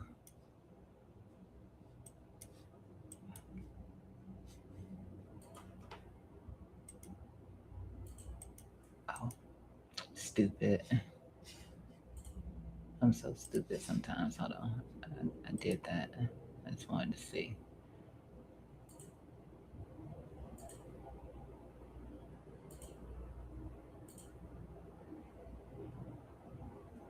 I do have this pinned in a channel. I just realized that, and it is from this low right here to this high right here. I do have it pinned inside of a channel. All right, can't really see what's happening over here. I don't really see this portion in here happening today. I think that this right here is basically going to be the range in here today, between here, unless it does want to expand. I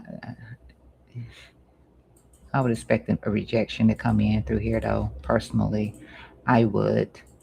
I would expect a rejection. Don't really have a good you don't have a good zone through here. Yeah, it looks like rejection on Tesla. That is what I'm thinking. Rejection, and bring your little behind right on back down here. It's a nice little doji. I see it rejecting. Um, I do have it in a parallel. I don't really have anything for it in terms of. I mean, it's a lot of long interest on this thing, though. Hold on, let me do something here. I need to. Dang, I don't trust that. I'm gonna take it. Zcash was trying to break out there. Um,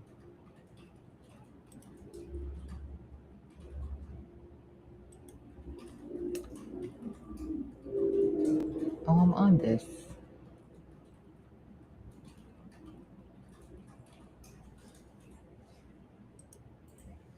So why do I not see the channel? Not this.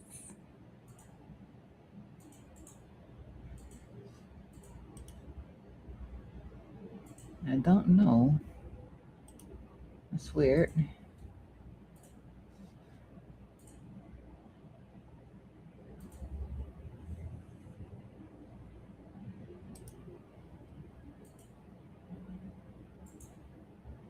Oh, I know why I'm not seeing it. It's because of the pain that I'm in. It's a different pain. It's a different panel. That's why I'm not seeing it. But I would be looking for a rejection on Tesla. Personally, that is what I say. And it's pre-market. They'll toss it back in here. Maybe even shoot it back down here to about 440, something like that. And Circle, I told you it was a lot of call orders coming in on Circle. We finally fulfilled that, but I can't even consider all of this continuation to the side over here as the head and shoulders that I was looking at, inverse head and shoulders anyway. Me saying this was inverse, and then we came back, but we started holding across the line right here and keep it like it was. I just wanted to, yeah.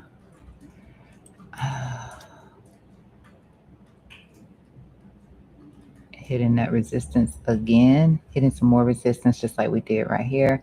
But if it comes back, then maybe this right here will hold. I do still think that there's an opportunity for Circle to get up back up here towards this trend line here.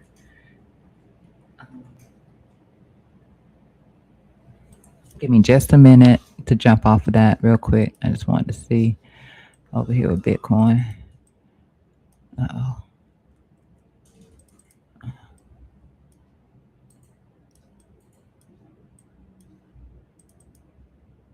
Okay. See, that's cool. That's cool right now.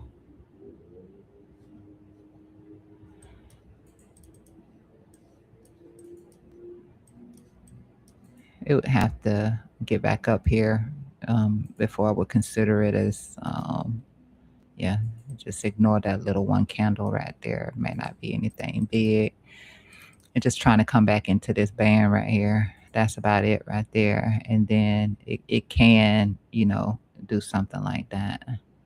It can do something like that. Let's see if we can get this measured move on it. Right now, RSI is it's in weakness, but it's not real bad. It's not outside of 30. It's not outside of 30. If it was outside of 30, be falling like rain. Let me check on Ethereum. Still holding. Still holding. Still holding in there. Like I said, ETH is performing a lot better. A lot better. So if ETH did drop, you could consider this as support. It is below this line. And since we're below this line, I'm going to go ahead and get rid of this line because that line isn't working. Like I said, we could focus on this one. If it doesn't hold in here, then we're going to focus on this one. Otherwise, this pattern plays out and Ethereum pushes up a little bit more. I don't think it goes too much further because it is hitting resistance. And then Solanza is still holding.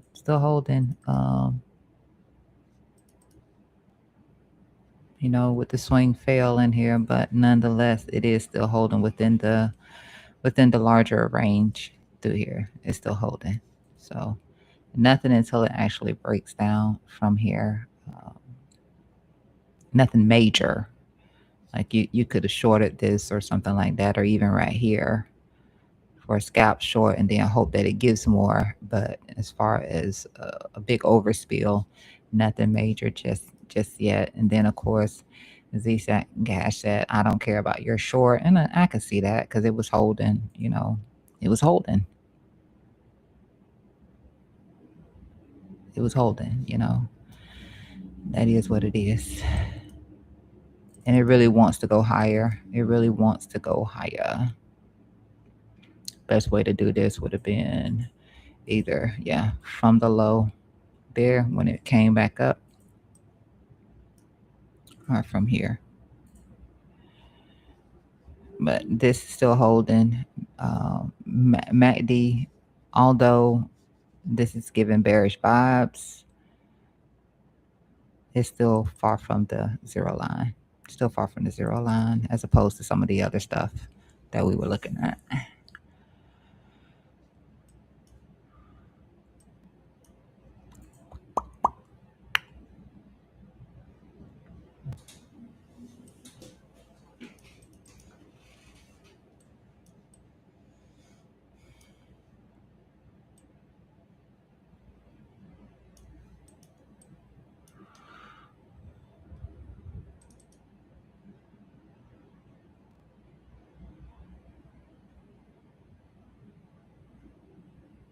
There's really nothing over here with the RSI.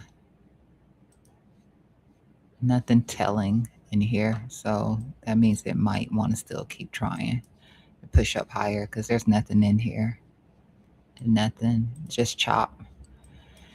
Just chop. I'm hitting that 400, but chop. Me.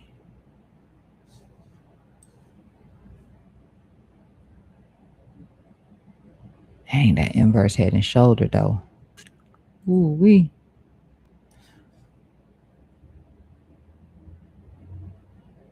A potential inverse. Let me just say potential inverse head and shoulder. Let's send it up here. 425.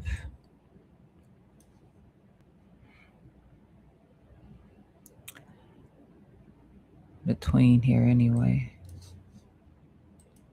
Let me push for.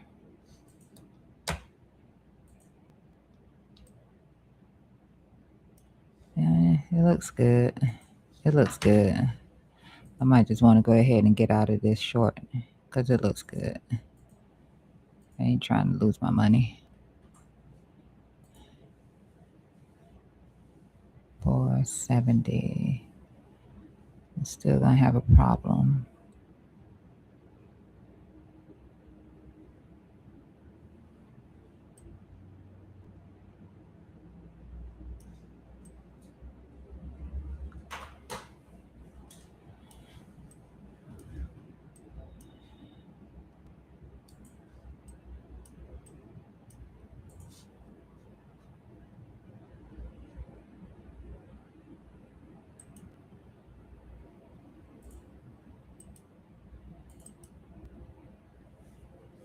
Yeah, you still gonna have a problem. Mm-hmm.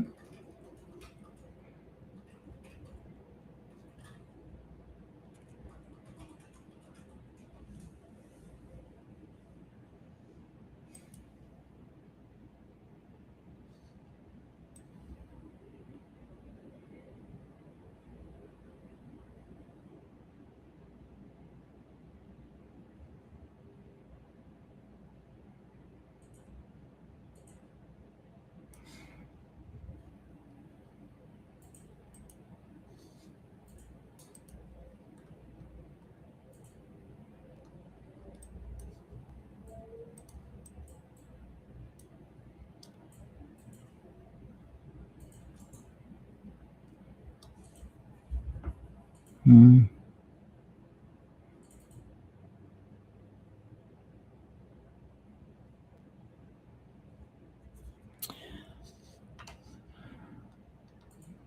I am negative right now, but um if it comes back just a little bit, then I will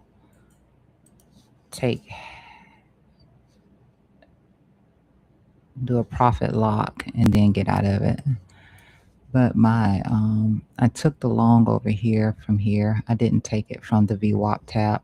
I want to ensure that VWAP actually held up.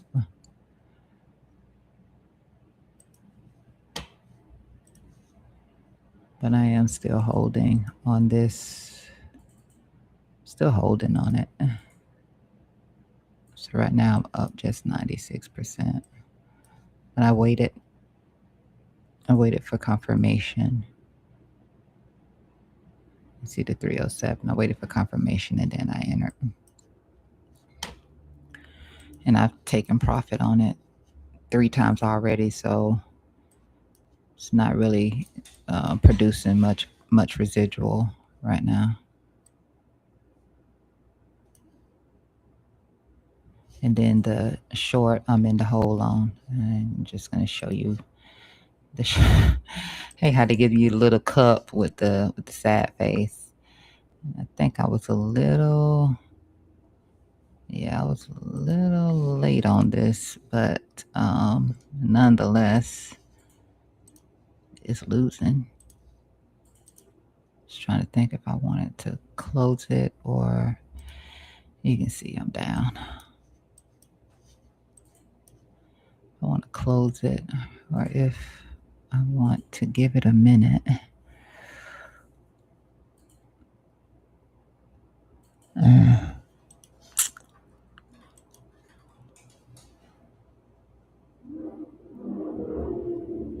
I don't feel invalidated, which is why it's open.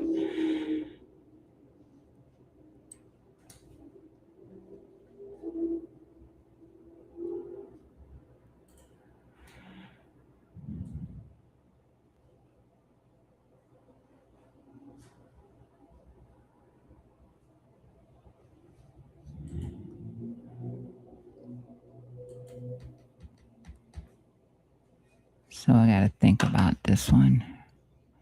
Don't want it to run against me just because I think, it's resistance will hold. I don't want to be sitting here and then it doesn't. It blasts up on me.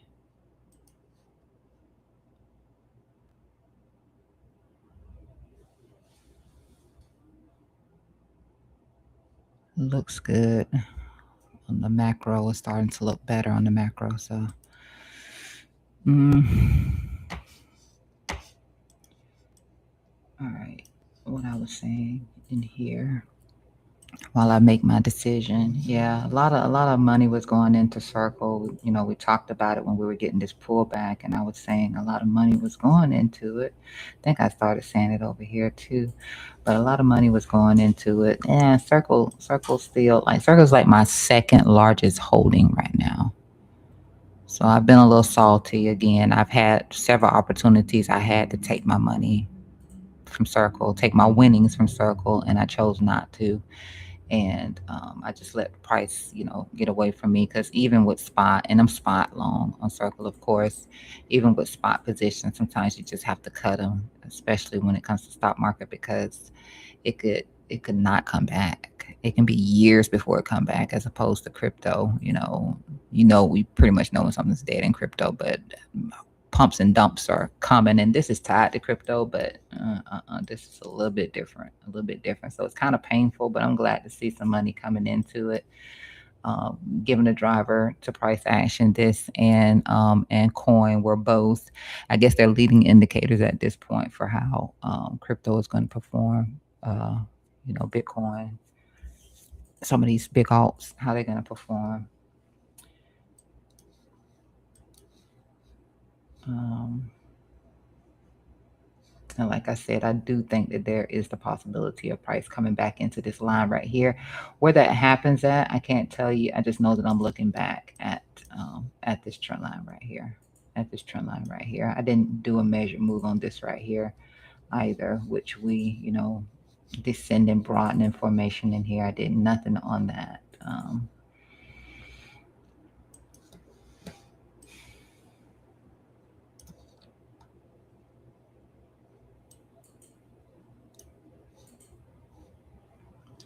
I just know I'm not putting any more money into this. So I need for it to recover a lot. Who else did we have in here?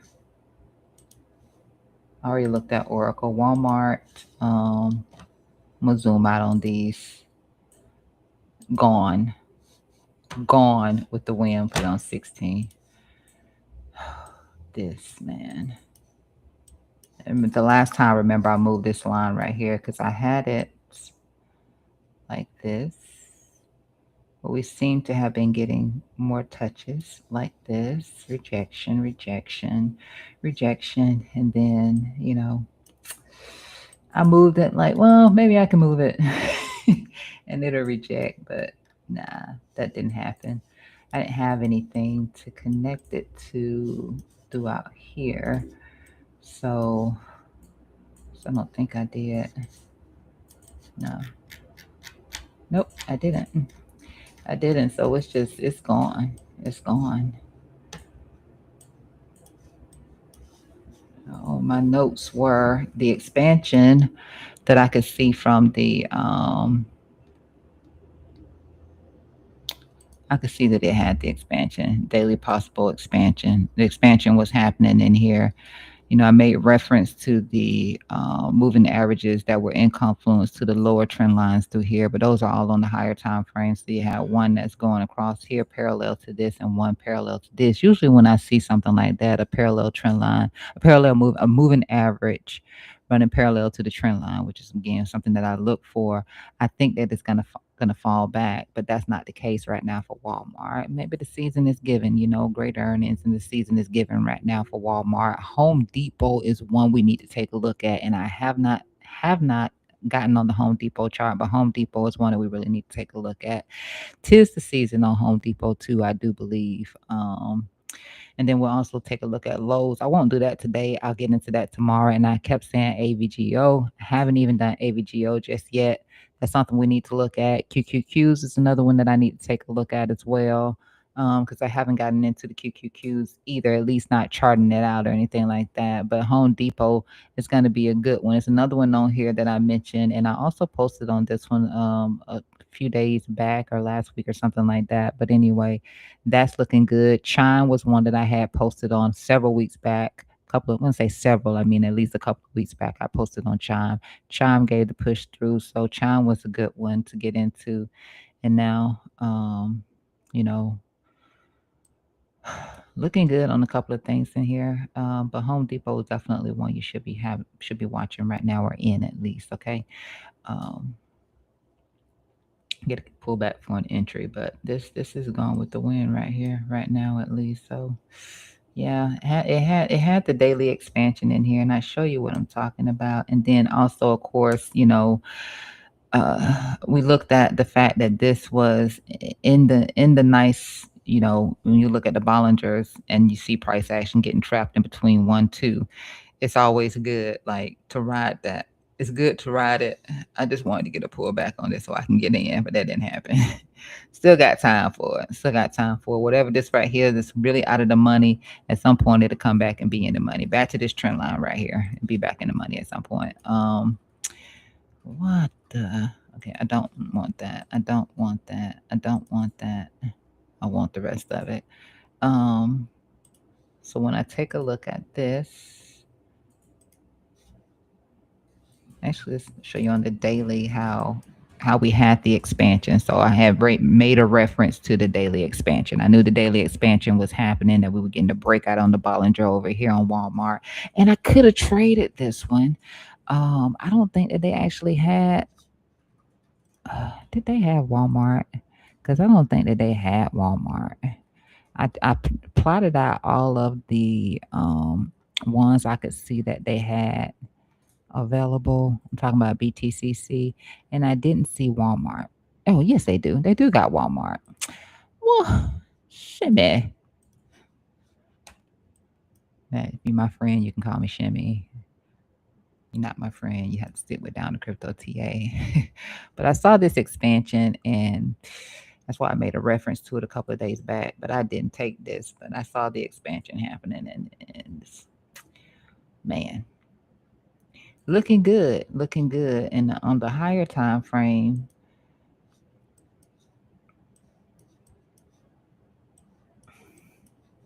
probably should have changed my parallel to match up more with that, as opposed to, how I did it in here. Like, this is your low. I probably should have changed this parallel. You need to be up here somewhere. But nah, we'll put it back. But you can see how this is respected.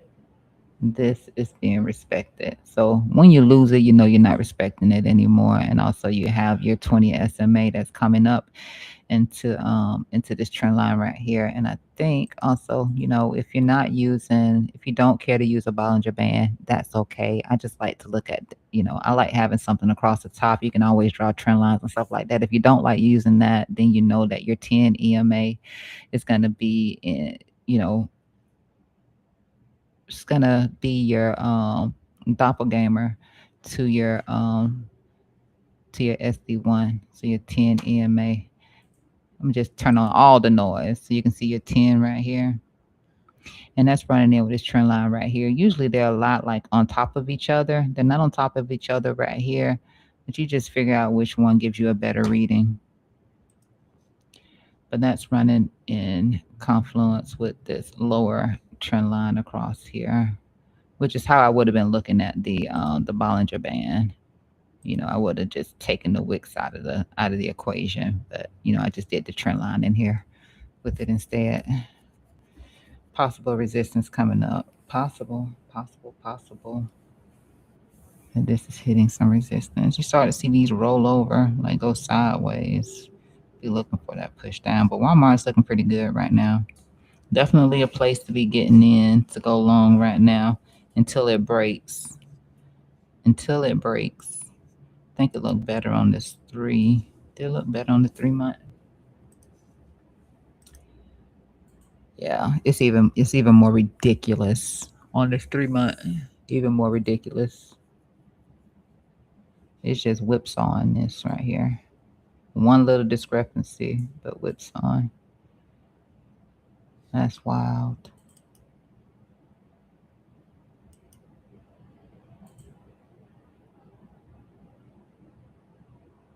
And this just looks like it wants to keep going. That's Walmart. Yeah, I saw that expansion and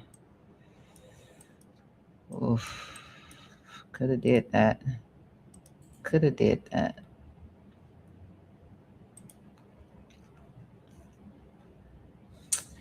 Could have did that day when I saw it.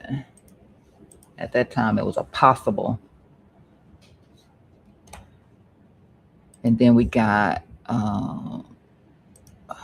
let's see, that's coin, of course. And, we've looked at coin. We could start to get stuck within this zone in here for the rest of the week and be somewhere around here. Like I said, we didn't hit this yet. This expiry right here. So they could start to pin around here. Some pretty good volume came in on that. I think it had one to the downside too, unless it was um what you call that thing? Circle. Might have been circle instead. Monthly pivot right here. Possible resistance level if coin does continue to push up here. 291.46 is something that I would be looking for on it. If we manage to get past the monthly pivot right here, then I would just look at the trend line. I don't think that we're anywhere near a point where we're ready to actually break out here. If we do, we do great. Maybe back up into here, but I don't really think that we're at a point where we're getting ready to break out, and we could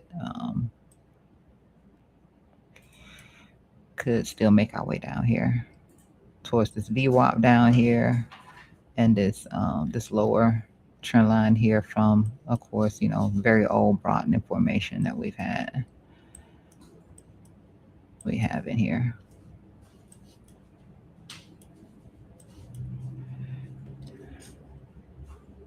And see if anything changed in here. Nothing besides the fact that we're pulling back into that range on circle. And then that's the Tesla stuff right there again. I forgot all about IonQ. And I missed the entry that I was looking at because I did a post on IonQ a month ago or something like that. I think I probably already passed it. Did I? No, it's not gonna be up there with that stuff.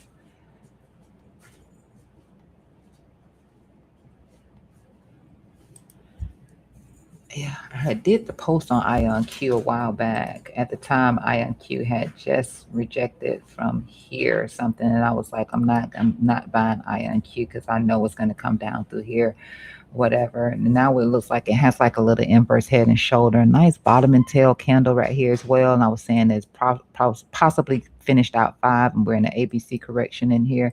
I'm not going to touch it until it gets down in here, and then I absolutely missed it. I missed it. So looks like an inverse now.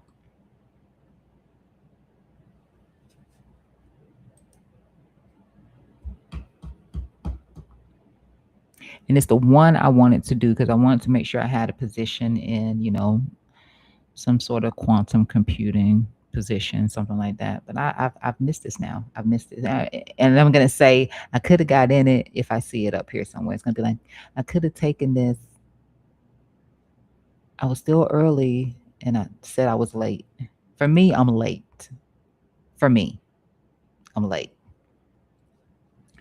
So I ended up missing this on IonQ, and then Beyond is having a good time right now. Um, it's nowhere near where it was before, but it's doing pretty good. I need to go in and take a little profit out of Zcash as I see that little candle coming down. Let me see.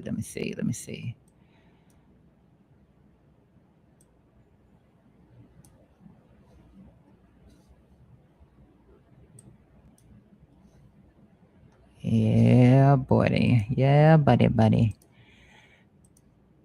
me do this right now.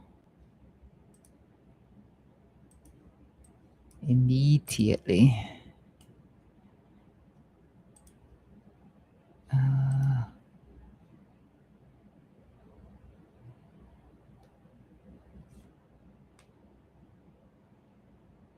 Okay.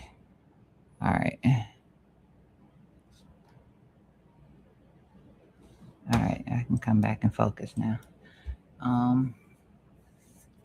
But that was IonQ Beyond Meat.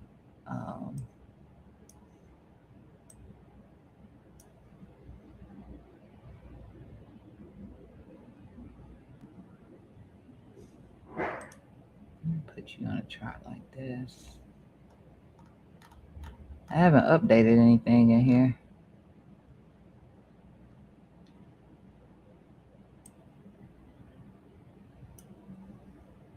I haven't updated a thing. It looks like I was thinking that it could have came back here and held, and it didn't. It didn't. But they're doing pretty good right now the past few days. I know nobody wants to really mess with Beyond Meat, but you can be so wrong. You can be so wrong. They can make a big comeback. I hear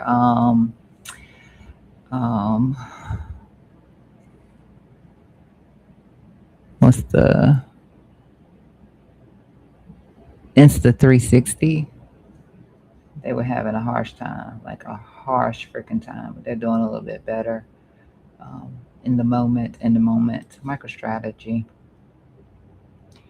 because I didn't do anything on that. Like we said, strategy was at support. And be looking forward to push back into here if it has the muscle to do that. And so you can drop down to a lower time frame and utilize this right here. So not trying to work with a huge range. And again, these are just the pivot points here from here. So based on line, pivot, pivot, pivot, and that's how I did it. And of course, your big boy back here, pivot. Same thing in here. You have the one here for the monthly. You have the one here for, oh, I think I walked this one into the 12. I mean, the weekly. I'm sorry. I think I walked this into the 12. Why am I saying 12? Why am I saying 12? Weekly. And then I think the other two I did came from, okay, so daily, and then I don't even know where I got this one from. Where did I get that one from? I couldn't have been, from 4 hour. Because I really didn't have too much on the upside from the higher time frames to go off of. Because we blasted straight through this area right here. Usually when you blast through something, you do come back and treat it like resistance. In my experience, most of the time, that's what happens. So if strategy does manage to push up through here, then I would be looking for somewhere in here. 231, 240, 350, 255. I'm sorry, I don't know how my numbers jumped that far. 255, something like that on it. But holding support in here right now. Lose this. Then you got the solo. You got one riding by itself down here at 108, 105. I'm sorry, my computer is so far away from my eyes. Forgive me, 105. And then it looks like 75, 67, and 54 down here on the lows in here. But nice little capture right there for anybody who felt like they wanted to get long on strategy.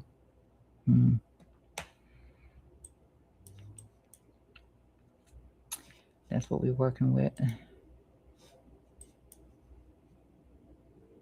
Okay, so no, I did all of this from this.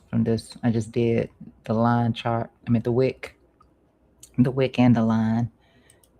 Yeah, so all of it came from here. All of it. Yeah, all of it came from here.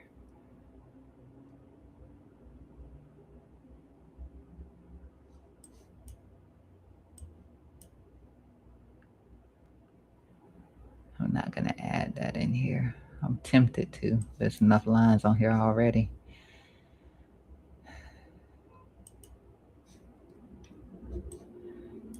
Um, who else was it?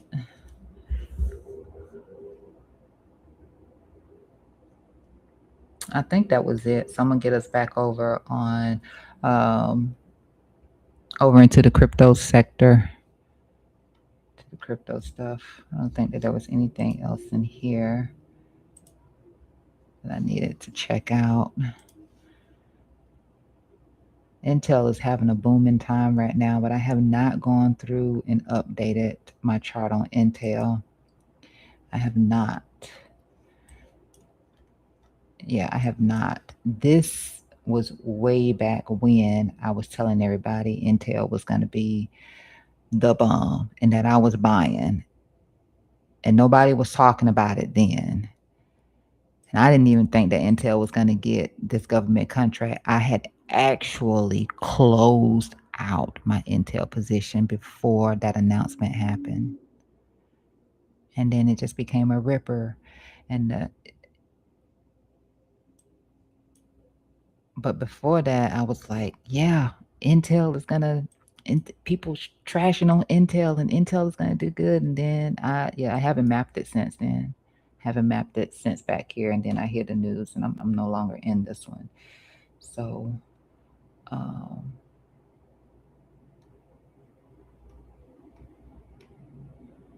I got the cues in here. I just haven't looked at the cues. At least I don't think I've looked at the cues. If I don't see any mapping in here, I haven't done anything to the cues. So I have it in here. I just haven't mapped it out. I will map it out. I do take a look at the SPY. Can take a look at SPY. Nothing has changed in here on the SPY. Nothing at all.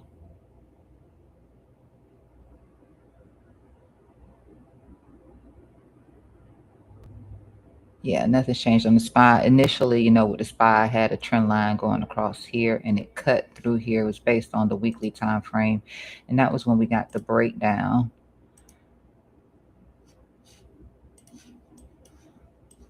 Just like to show you where I changed stuff at, as opposed to hold on, how did I have it? I had it I had it like that.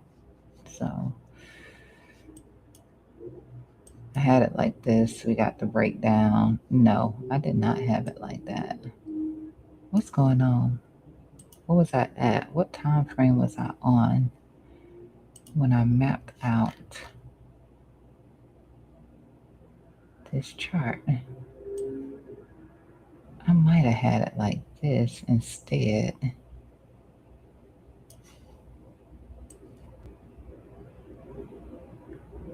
Oh, yeah, I had it like this because we were cutting up through here across everything in here. Yeah, I had it like this right here, and then we got the breakdown, and then we reclaimed. I might have dropped that line. We got the breakdown, and then we reclaimed. Yeah, that's how I had it. Breakdown, and then we reclaimed back inside of this, and so then I just modified everything last week or something. I think it was like last week or something like that, because we got a bounce off of um, EMA. It's an EMA bounce. Wasn't this time frame. It was a 4 hour. Yeah, 200 EMA. 200 EMA bounce in here. That's what we got. And you can capture the lows in here too, but that slapped really good right there. Because I was looking for a move back into this box right here. Right now it's holding up pretty good. Doesn't look like it's about to slow down in here. At least it doesn't look like it. Yeah, this looks pretty good in here. So far, that looks pretty good. This painting a different story in here, but until the MACD, until we actually start to, and so does the RSI. So does the RSI paint a bit of a different story in here. So if we start to break down below 60, then the rest of this could come into play because it is showing that we're slowing down on the buying right here as we're going sideways. Maybe we do roll back down here and back test this trend line right here. That could be what's about to happen right now with S&P based on its 4 hour time frame. Um, Delta is not showing the same momentum. Um, RSI, bear div. Um, yeah, today might be a sell-off day. All right, all right. See Zcash coming down a little bit more.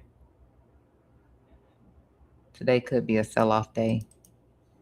Just saying, it could be.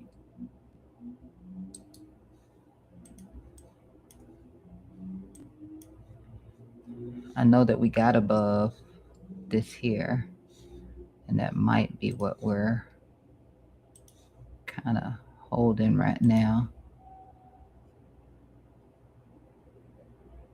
So I'll be looking for a back test here, and then if it doesn't hold here, then maybe I'll get this in here. Just back into this zone right here.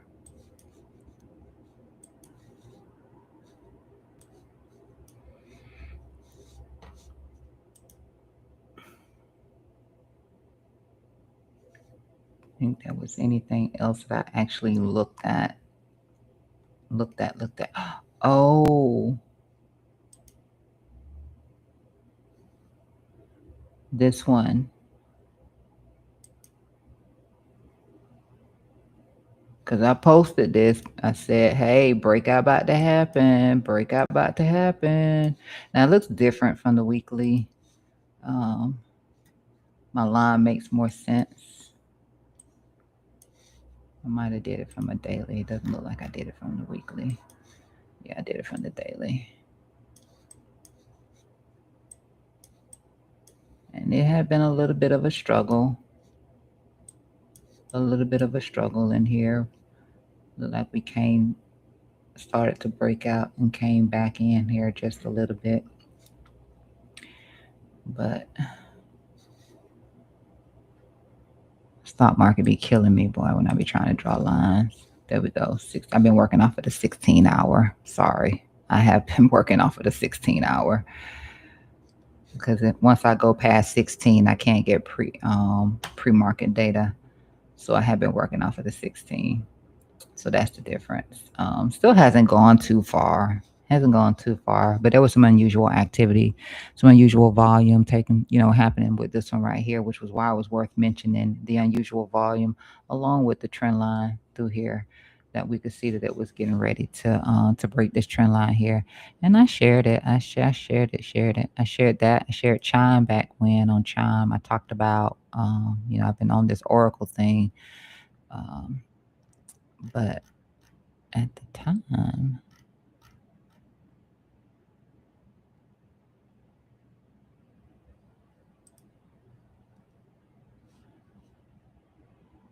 so it hadn't really gone too far.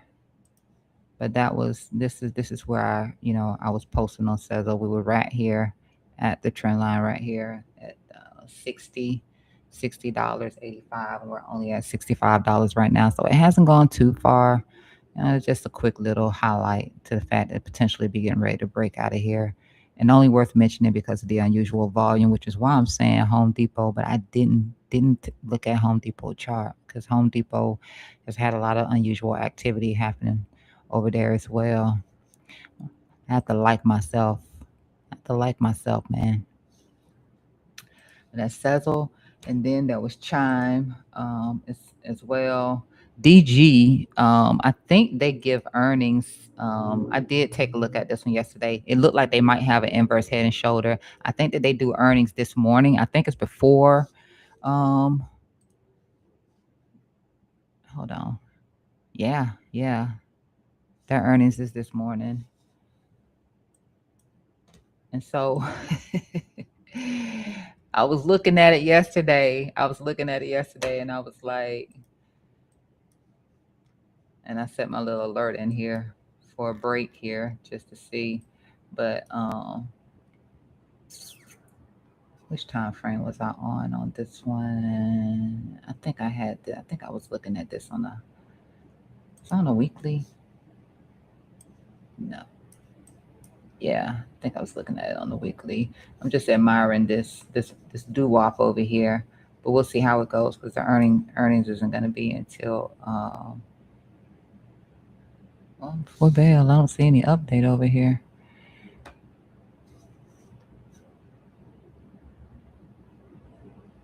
Yeah, it's before open. Ulta is also reporting earnings, and so is Kroger, Hewlett Packard as well. But the three I'm interested in is DG, Dollar General, Kroger, and Ulta. Ulta for today. So might be something. I mean, you wouldn't be late in the game if it did. I just kind of plotted out, a measure move. If it did do that, it had a huge sell off. So I mean, big enough. It had a huge sell off. So if this is inversing, I mean, but 100 and something bucks for me right now. I'm not into DG that much. That there isn't some better stuff out there because there is some better stuff out there.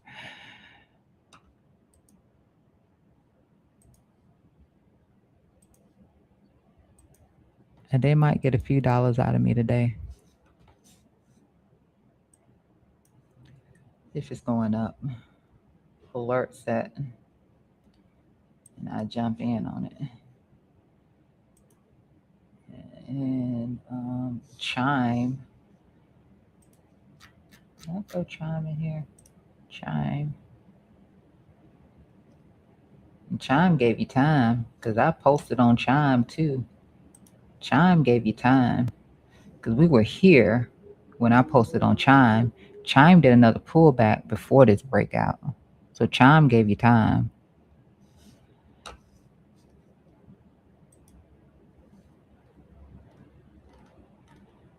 Did I even post a chart?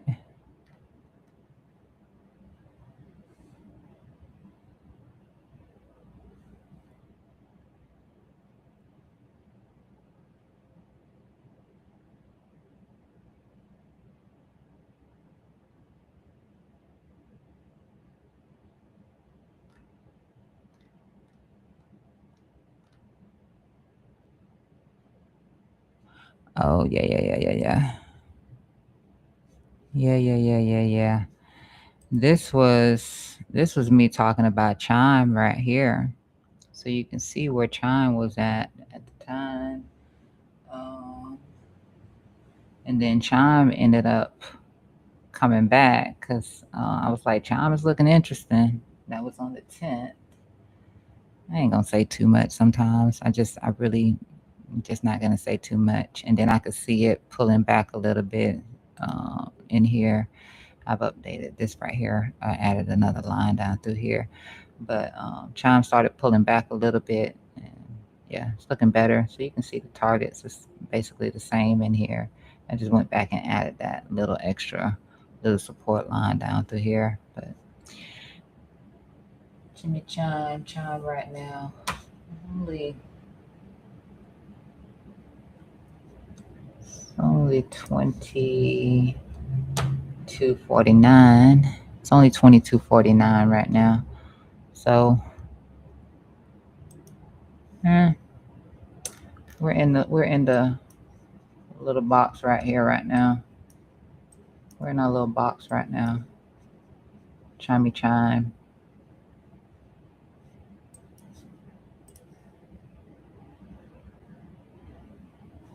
Yeah.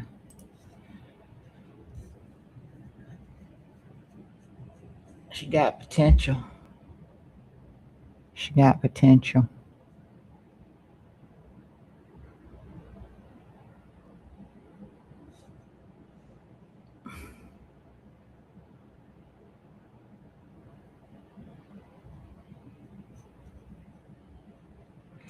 Looking for a move at least back up into here.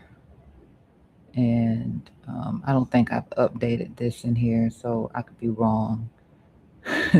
But this right here would stay the same anyway, even if this right here is off. I would be looking for a move back into here. And if you're lucky, it'll do more. It'll do more. So that was the chime giver. What else was there that I mentioned?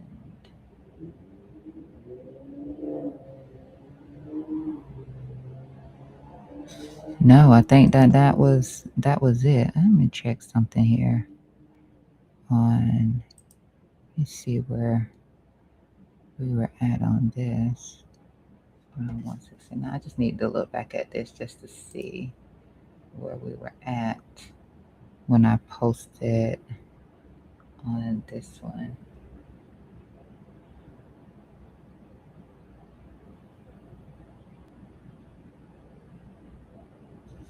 Let me see it from the weekly.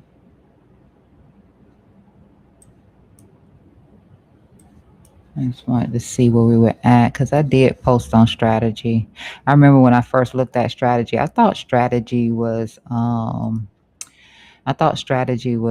MasterCard, and I was like, dang, MasterCard looks terrible as hell.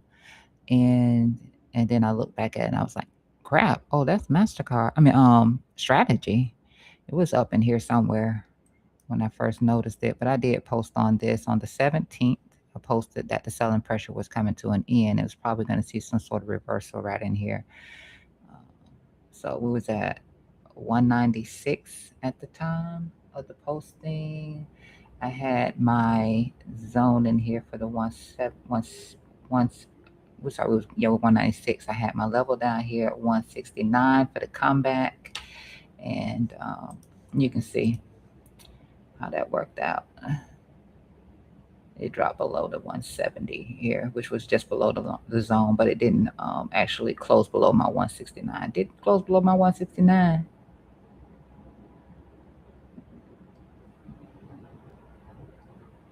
No, it don't look like it closed below my 169, but yeah. So I did on the 17th. Shout out. Strategy. Get it. Get in and win.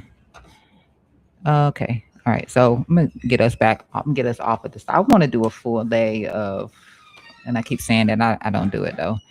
All right, Bitcoin is what you're here for. We're not really doing anything right now, which is why you know, I stepped away. I like to step away, take a look at Wall Street. Um, Bitcoin's not really doing too much right now. I'm sorry for the people in the background. I'm so sorry. They're being rude. So that's what Bitcoin is looking like right now. Nothing's changed over here. So we got time today. I got time today. We just back down here closer and closer. We get closer and closer to our little line down here, but it's not over. Like I said, we're not breaking this right here. So nothing really. I go ahead and jump through some of the other altcoins now before I get out of here because we don't have too much time before I call it a call it a stream.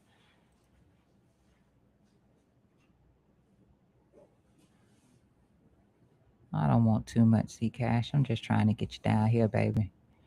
Just trying to get you down here. I might still be waiting.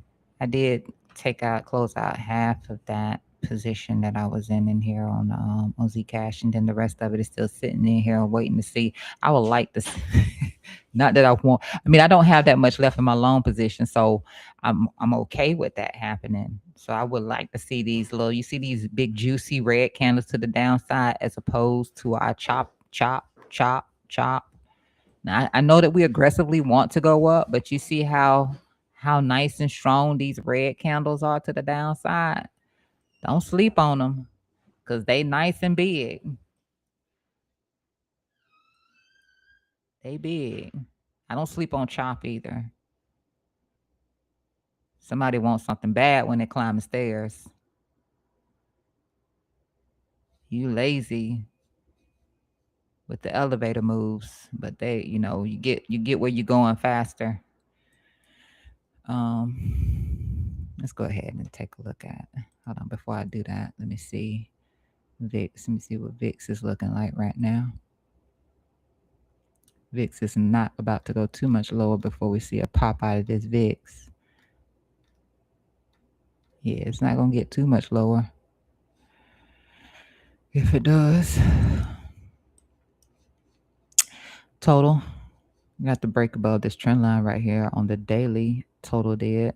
Got the closure above this little pivot right here, which is nice. Got the closure above here, right? We wanted to see that. It didn't close too far above it. Kind of scary that it didn't close too far above it, but nonetheless, it did close. It did close above it. Let's see what we're hitting over here. We're hitting any major moving averages or anything like that, and we are, okay. But this is still good. Still good.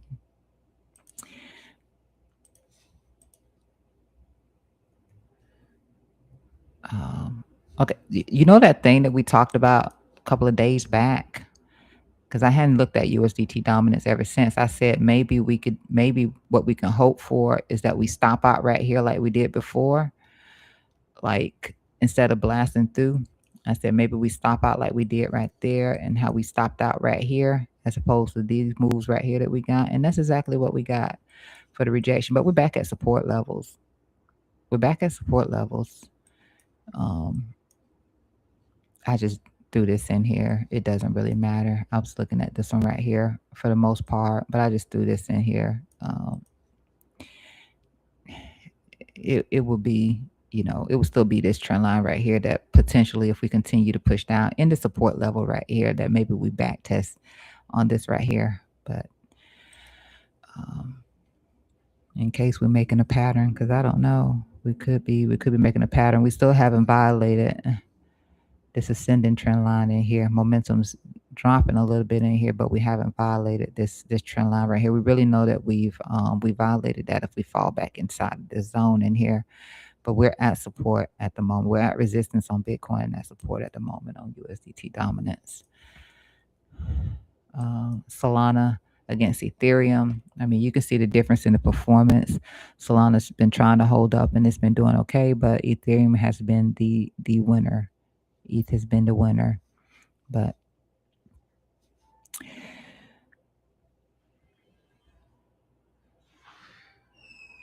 Solana could start to outperform Ethereum if it gets to break above. We really have to get back above this right here as opposed to this trend line right here. It would show a shift in momentum if we're breaking this trend line right here with volume.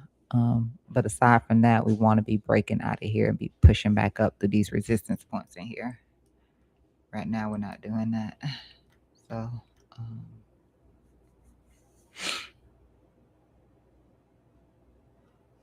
we're still trending downwards against Ethereum.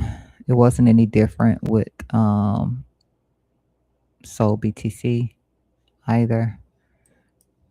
Oh, look at that little inverse. Possible inverse. Mind my words. Possible inverse. Huh.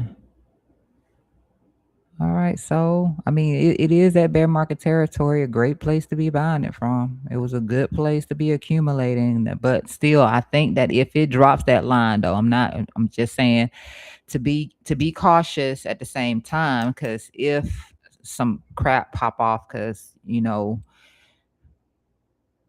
DJT can flip the market on its behind anytime he wants to. And if that happens, a $40 to $30 Solana could be on the cards. Somewhere in between that range, somewhere between 40 and somewhere between 30, we could lose our bear market low territory and just keep falling. Anything can pop off. And if we're in the bear market for Bitcoin, which the technicals suggest that we are, then we still have room to the downside, which means everything else still has room to the downside. But this is nice. This could be nice. Now let's just take a look at that.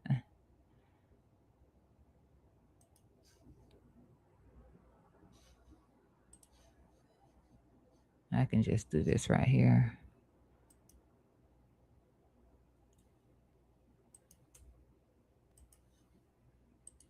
This wouldn't be something that would break down, so we can get rid of that and we can look up.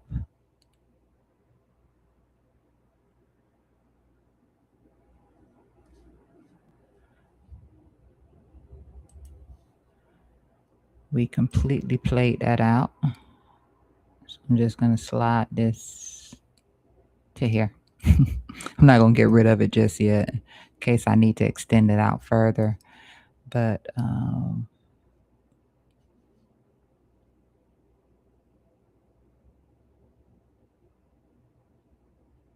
okay. Might be ready to perform against Biddy. That would be nice. And that would be nice. Ain't nothing like a whole bunch of noise on your chart. I just want to see if I could leave that like that or if I couldn't. Yeah, I don't care about this trend line. I care about this break right here. So we break here, then we do potentially have an inverse head and shoulder, and that would be the measured move up here on it. Around 0.0018 for Solana. And this is oh, why am I on Monero? I have no idea. I did not realize it was Monero that I was mapping out yesterday. I thought I was mapping out others. Forgive me. So I'm gonna have to move past others now and put this back on Sol versus ETH. No, that wasn't Sol versus ETH. It was never supposed to be Sol versus ETH. I guess I'll finish that out some other time. Why did I have this on Monero? Why? I don't know. Hey, this was actually this morning before coming on stream. I was like, let me get others together before I get on stream. And that's freaking Monero. All right. Back over here to this chart so I can take a look at. Nothing's probably changed in here. Nothing at all. Oof. XRP? Come on now. Why? I'm pretty sure that it's somewhere around one of its support levels, but why? I don't know. It's not. Hold on.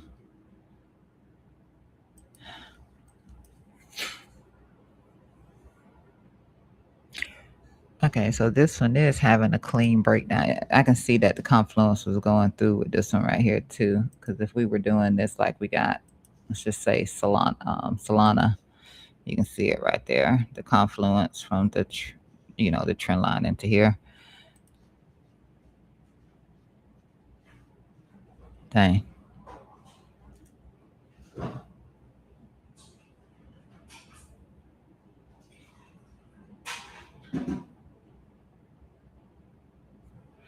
So that one most certainly got the breakdown. We're back at the top of the, I just need to pull this out. I usually look at the top and the low. Sometimes we come in between, but I want to be as close to the top and I want to be as close to the bottom. So when you see the areas for my levels, which look much larger on a time frame like this, that's basically what I'm looking at. I'm trying to be closer to here, and if I start to move away from that, then I'm trying to be down here somewhere. And right now it's basically on top of the support at 213.87. All right, so it's okay. It's okay. And you can see it in here trying to hold on to these moving averages right here at the low. And even still, it would be resistance at the trend line right here. But so that's okay right now. It's okay right now.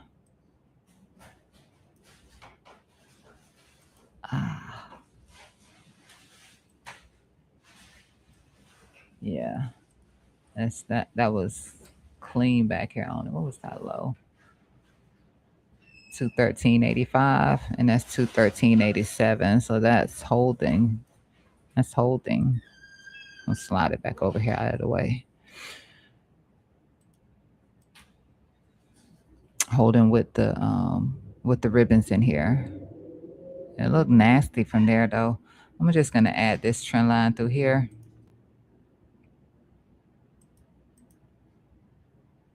for this low. If it decided it wanted to continue traveling to the downside, there's no confluence on that. At least not as far as I can tell right now. Yeah, yeah, resistance. Yeah, between there and the trend line, resistance.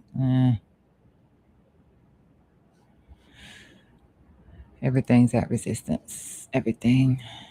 Everything.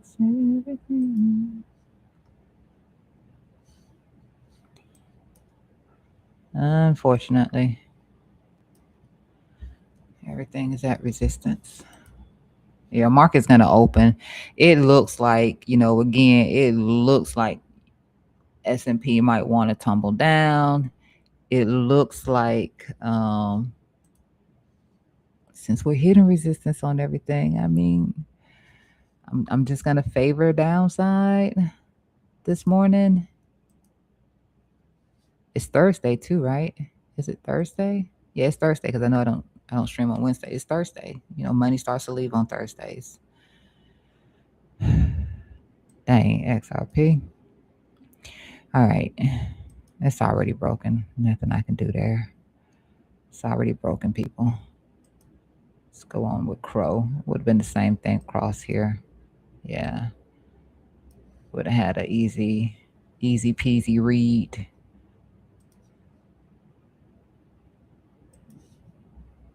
And like I said, when I have a trend line, that gives me, if I have a moving average near a trend line, that's confirming for me. That is confirming for me. That one's holding a little bit. I'm not gonna zoom out. I got this blocked. You put it on the 1 hour.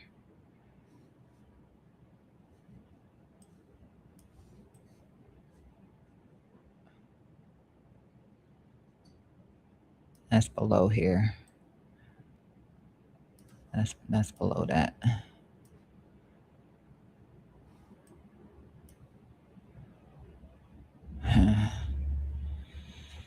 This was kind of weird how it came up. It's really this probably won't be a good idea for it. These moving averages may not be a good idea for it on higher time frames because it doesn't move off of that. It moves off of volatility.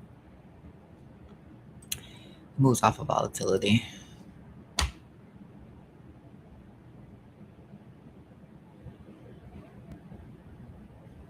So something like this is just better to block out your range.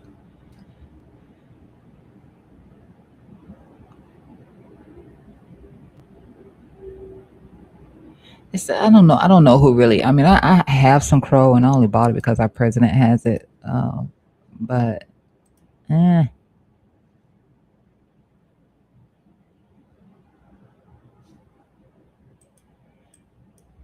not mad about that.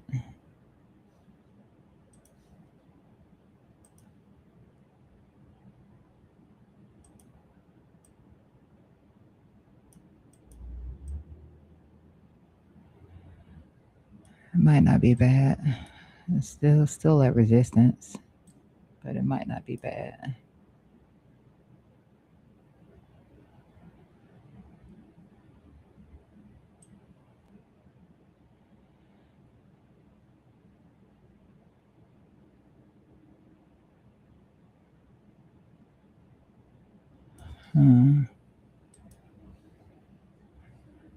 I don't try to trade Crow.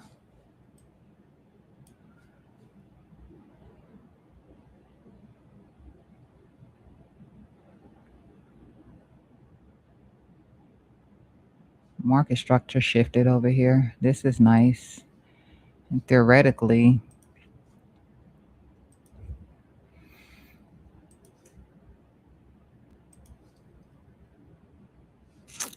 hold on. I don't like that being like that.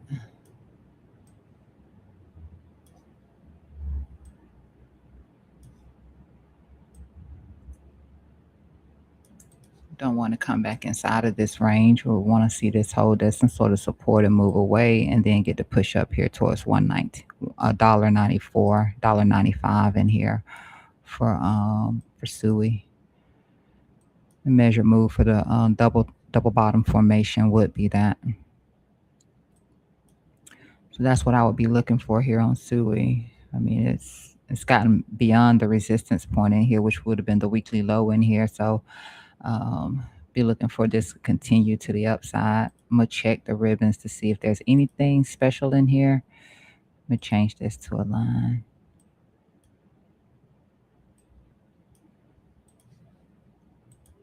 See if that makes it doesn't make sense to me to do it like that. It's not the cleanest little, I guess if it wants to be a flag, it's not the cleanest.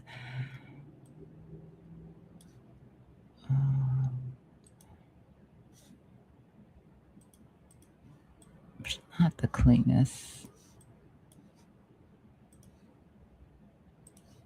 Can I draw this any better?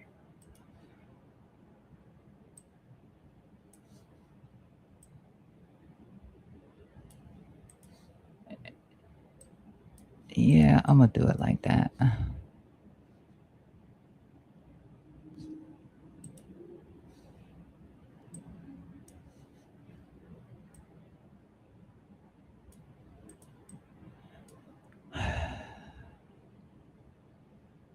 Dang.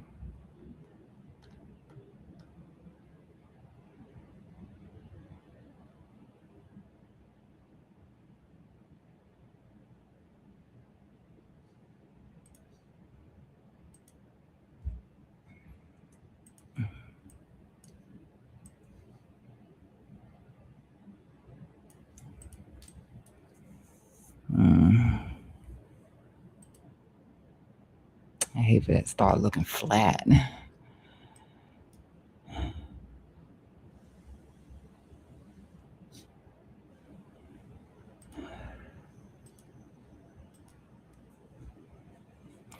But that is what it is. Again, like I said, we don't want to come back inside this range. It did change market structure on a 4-hour time frame from that double bottom. And I would be looking for this to, I mean, even if it drops down here towards this 200, as long as it holds through here, holds support, either back here towards this 164, or maybe where it got the breakout from. You can see how it danced upon it right here as well. The 200 EMA sitting right here.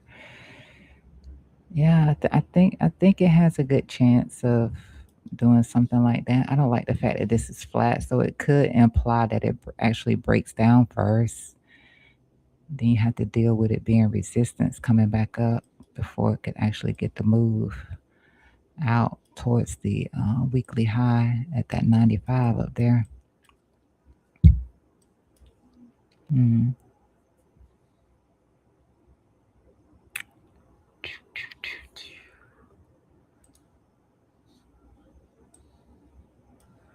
Yeah, just have to give it some time because everything is hitting the 26 for the most part on the daily time frame. Everything is hitting something like that, that 26 EMA. This looks like a come up though. It really does look like it would come up, and I'm favoring that at least back into this 195.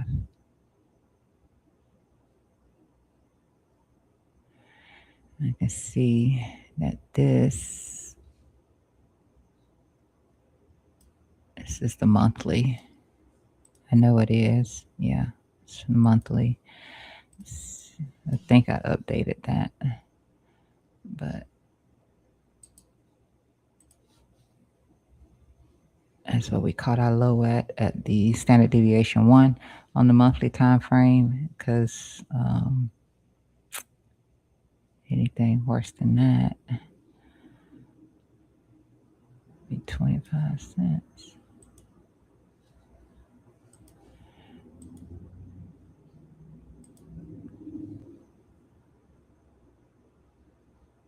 This was just a liquidity thing right here. Normally it wouldn't have dropped below here,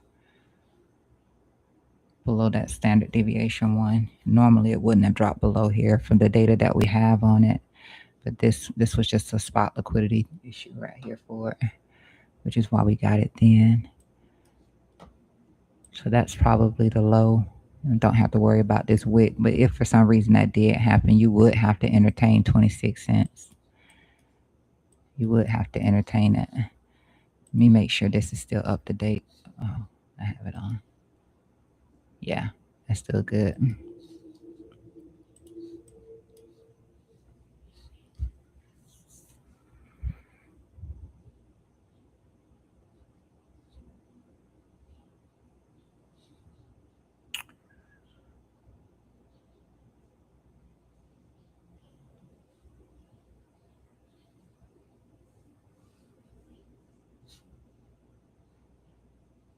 Yeah, we should at least be able to do that on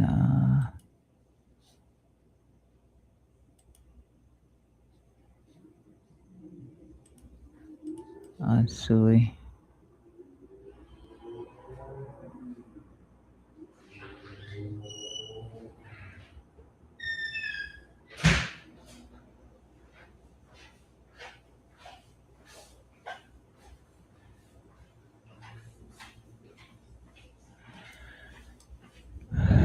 I don't really like when I see it like this. It's not a good time to see an open mouth.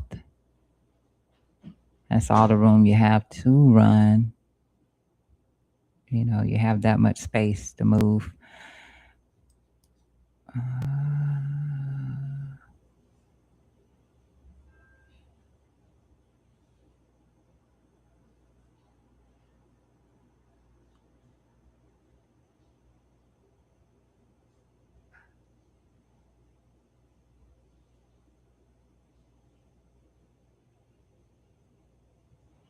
So if you see it coming back inside of this area in here, we got this big volume gap, huge inefficiency down through here. Inefficiency gets filled by coming back at least to right here. You can see this candle right here. So the inefficiency gets filled coming back down here towards the 136. But I really don't want to see it violate this range in here. Coming back into this range. If you do see that happening, though, there is this big inefficiency right here. Maybe it does half of it. I'll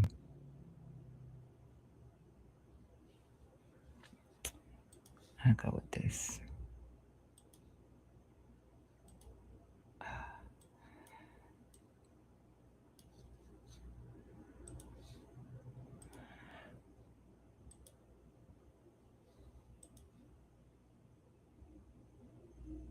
You know what?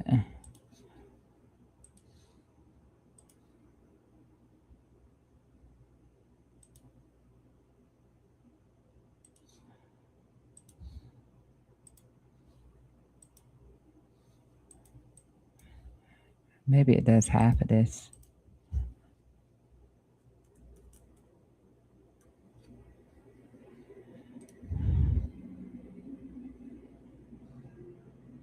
So I guess we'd be looking for it to hold support somewhere around these lows in here with the halfway marker here for a fair value gap return. Anything more than that, then we could fill in the entire inefficiency, and that could be back down here towards this 136 in here. If it comes back below here, back inside of the range, it's the last thing we really want to see, coming back inside of the range. Otherwise, that looks good there, and also that looks good. But taking it one day at a time, this seems more achievable to the upside. 195 seems a lot more achievable if we do go up. And then, like I said, everything to look for down here to the downside for, which sucks. Let me just slide this in.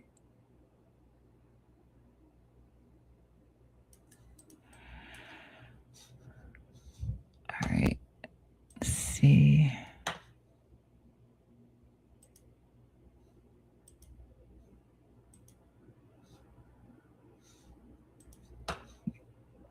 BNB.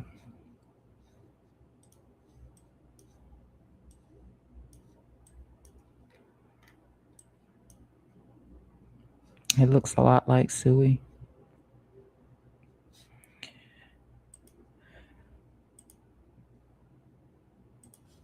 Hit the 200 EMA instead though. So that's a nice little pop for it. I don't think it gets through any of this right now.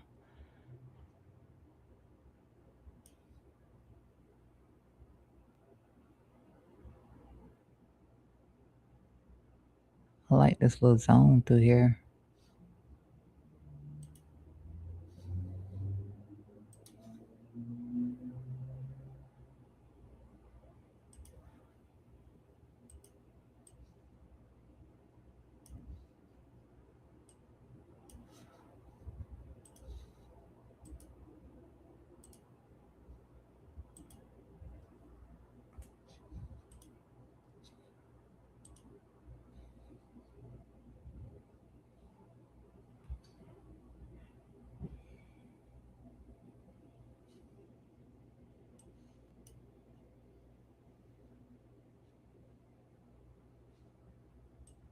I mean, which lines up with these in here. So if it does reject back, I would be looking for it to hold in here.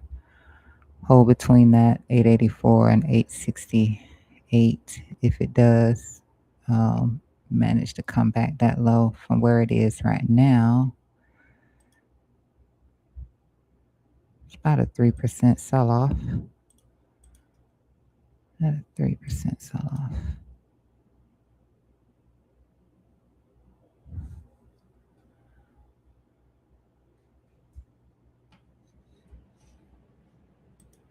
Yeah, they're gonna send us down today. Anybody short that? I'm not shorting this one right here. I'm doing the Zcash short. I can't get in on everything. And that coming in a little bit more.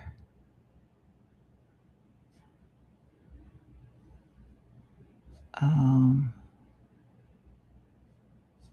on.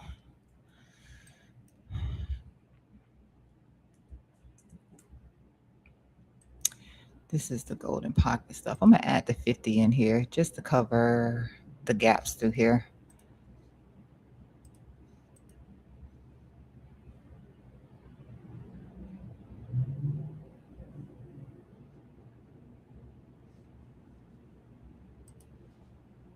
I just wanna let me see.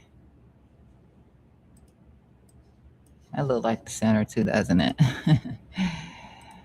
That looks like the center. Yeah, that is.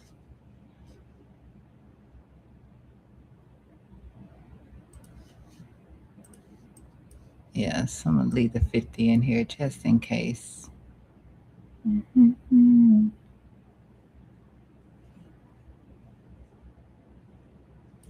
me see this one. Haven't done this strategy right here in a long time. Yeah, that would be an inverse fair value gap play. Yeah, be an inverse fair value gap play because it gapped over the gap. See how it gapped over the gap, double gap in here. So it's possible that it could try to hold a 50 if it does an IFEG.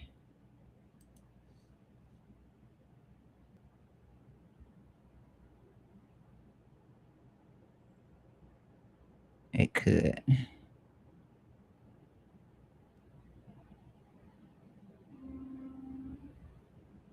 I would probably play a reaction off of it if it gets one. If it comes down this far and it gets one, I'll probably play that.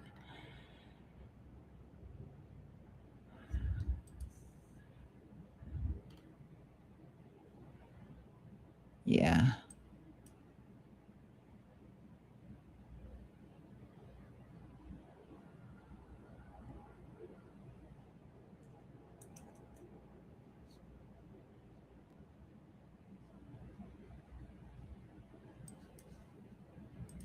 Let's see what that was looking like. Oof.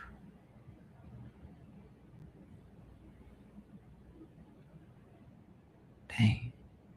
Hold on.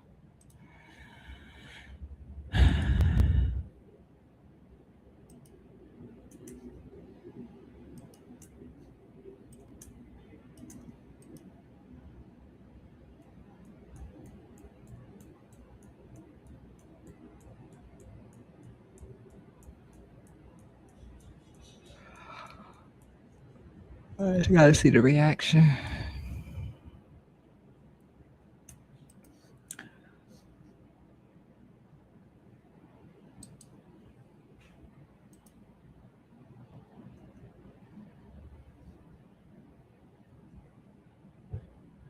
Okay, that's just to that. That's just to that.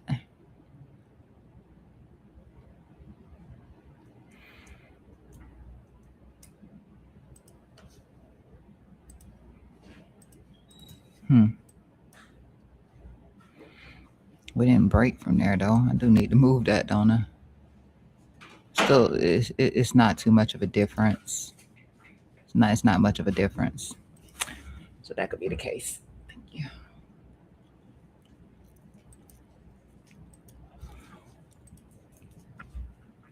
Love you.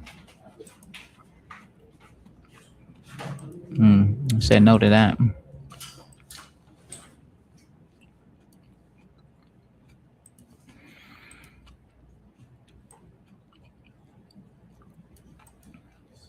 Have to reclaim.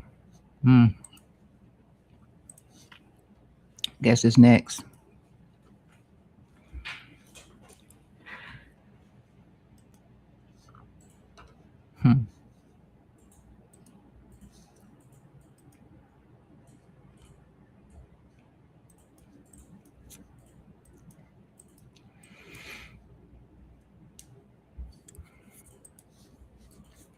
And it's just looking back at that BNB.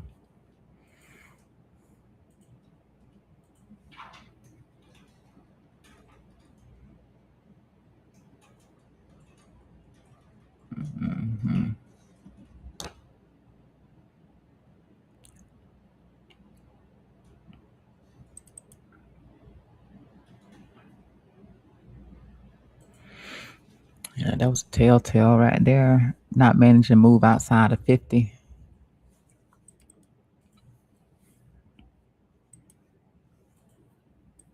See Ada. Looking much better, I guess. Ada looks better, right?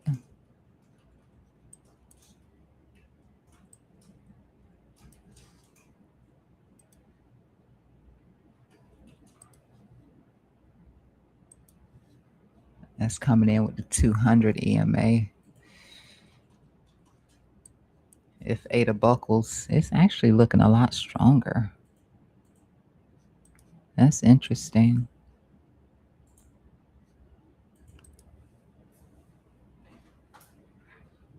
Oh, no wonder. It's performing better against Bitcoin right now. Makes sense. That makes sense.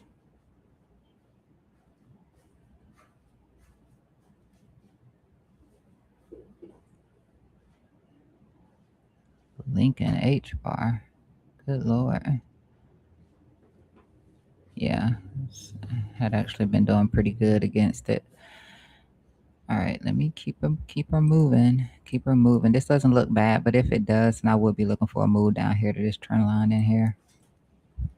If it repeats what everything else is doing, it's already had one break through here. Had a couple of breaks, but looked like that might have rejected from that point of whatever trend line was running up through here. Rejection, breakdown, but it's holding up pretty good. So that's what I'll be looking for to the downside if it does falter like everything else is doing. Hype getting pushed back below this trend line in here.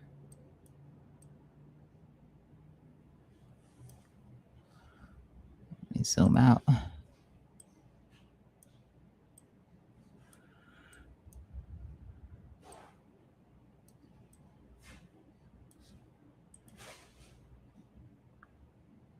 Two-week.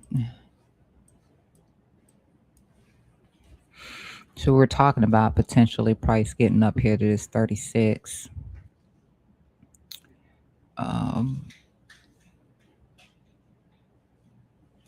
It's coming back in here.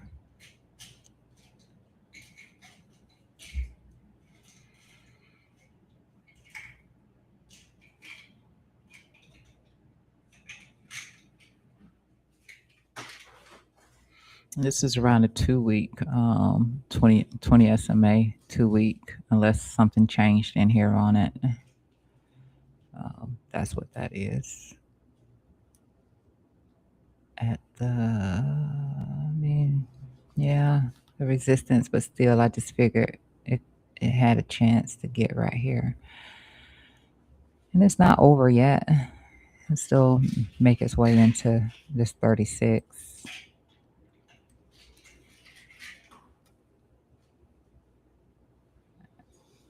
I guess we want to see it hold back at the top side of this right here. I'll just drop another line in here. You can see the moving average point in here anyway, which is 33.73. But in case that does move at some point, you want to see it hold here. And if we're not getting that, then I guess we have to look at fib retracement.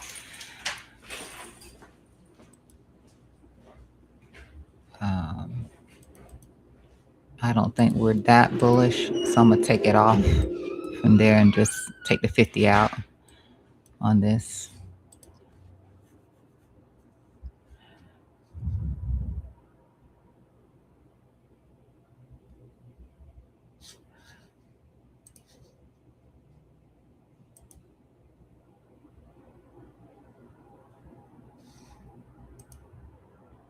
Yeah, we want to see that hole. We want to see that hole.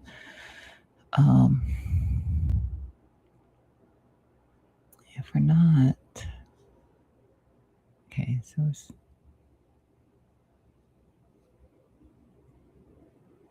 yeah, if it's not, then golden pocket looks more like the it factor for it. Golden pocket.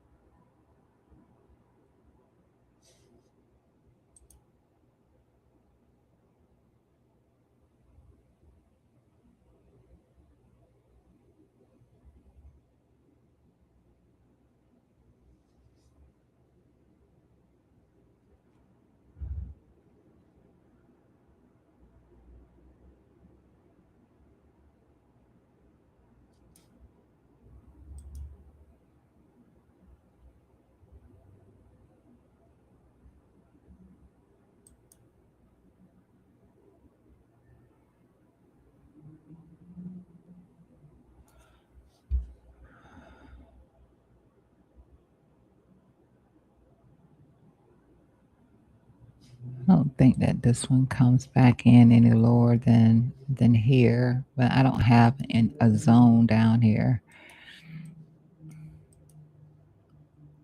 Just throw that in there. Just look odd. Everything is at resistance at the end of the day.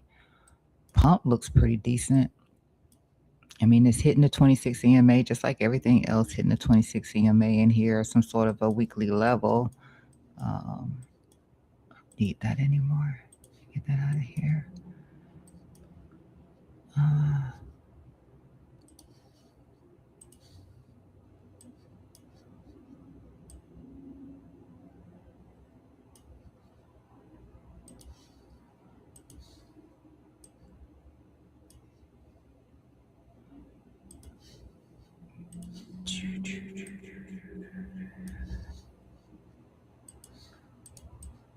It looks pretty decent.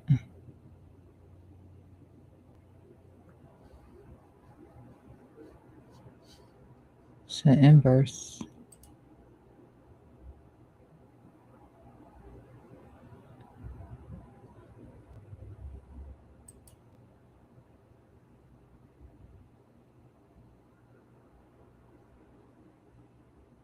This gets the follow through. I would look in here at this level right here, potentially even back up to here. It's about 42. This looks pretty decent. Remains to look decent as opposed to some of the other stuff, but I am zoomed out. Yeah, this looks pretty decent.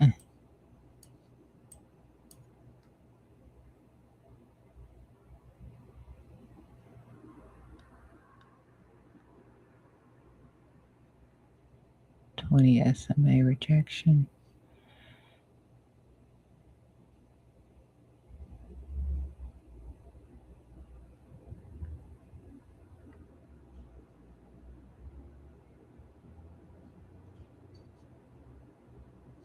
Yeah, this looks like it keeps trying for the upside.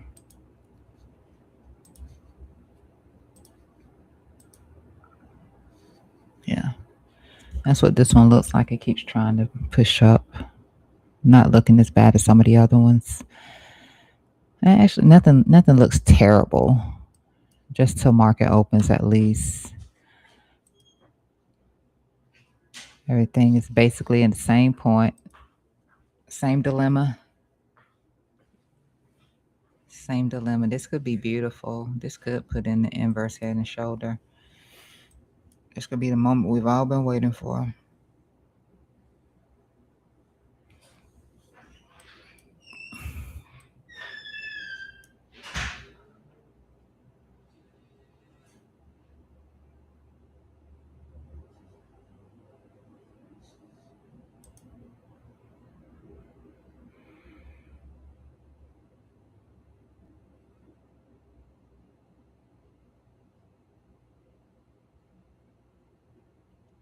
I can already identify that based on the measured move that we would still be ranging on Litecoin, but at Litecoin at some point is really gonna have a big rally at some point. Beautiful, beautiful bottom and tail. Beautiful pin bar right there.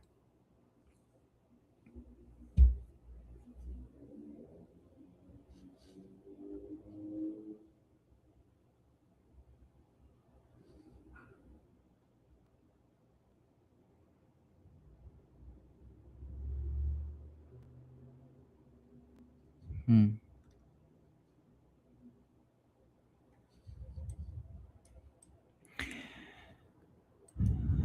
Let's see what we're looking. This looks good. Looks good.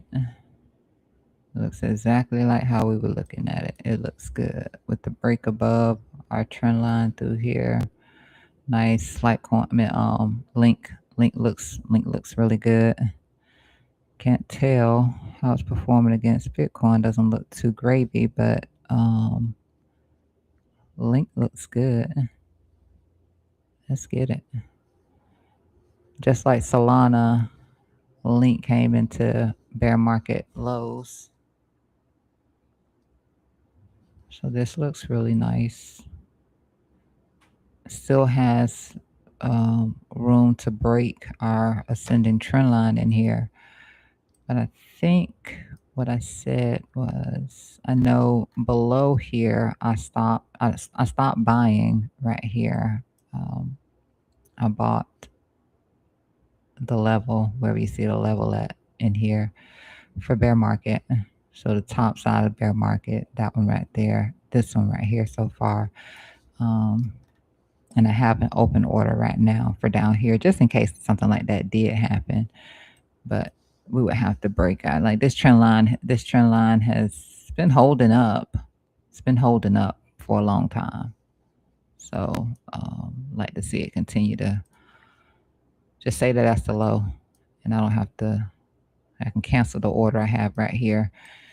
It would be bad if, it's been holding for a long time. It's been holding. So hopefully that was our low. Same thing with Solana. That's where Solana was at. The trend line here. It doesn't have the same. I don't think it has the same longevity as chain links, but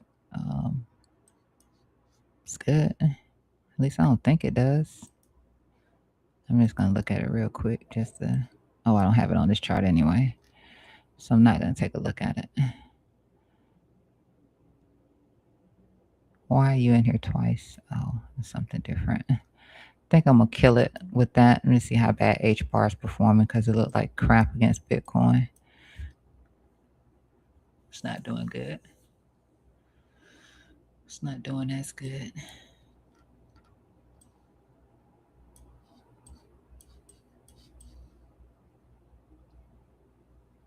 I don't know what this was, but it doesn't look like I need it.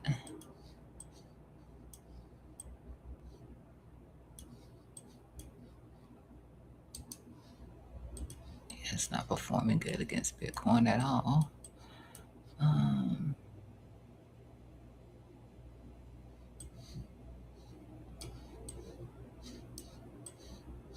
What's this one line in here for?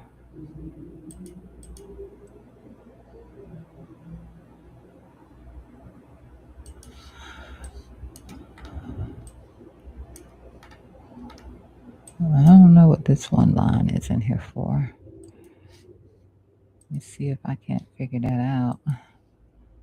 Hold on. This structurally, H bar looks nice. We're not committing to anything, but structurally that looks nice. 3 month.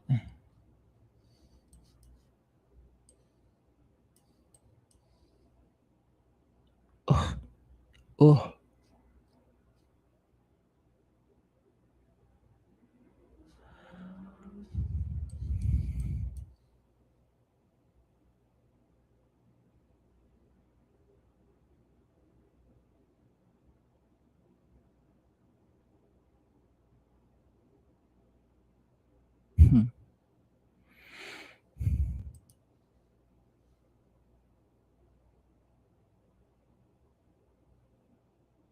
Yeah, that should have been our low. And at best, we make our way back down here to 8 cents.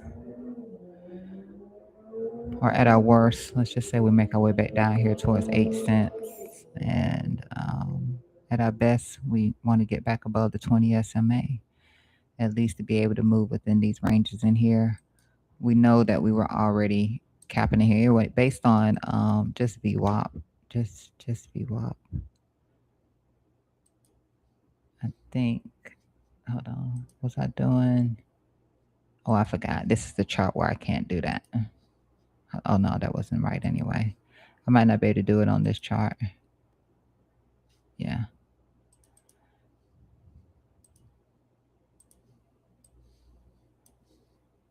About the same as the Bollinger in this aspect. That's why I only really use it on a higher time frame. So standard deviation 1 down there, and of course our little neckline in here and resistance point right there. And then the one across the top. I wouldn't dare look down here because it shouldn't do anything like that to the downside.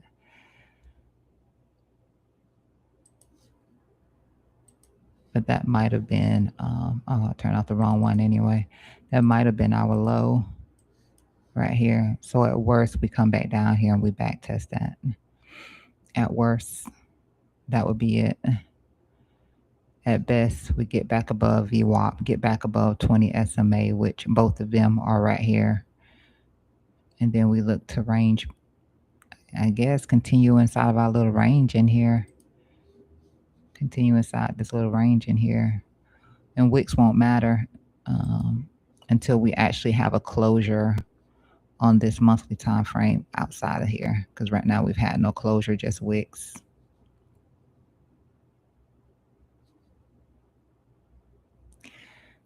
So if you are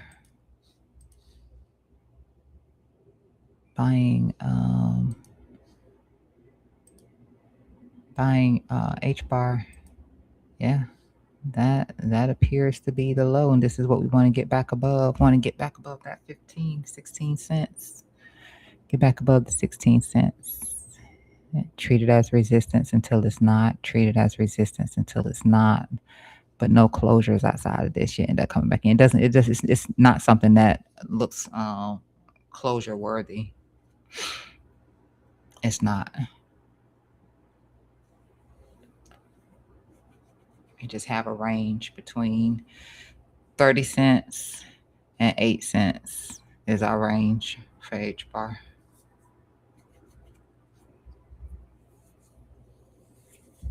Right now we're hitting all the resistance down here.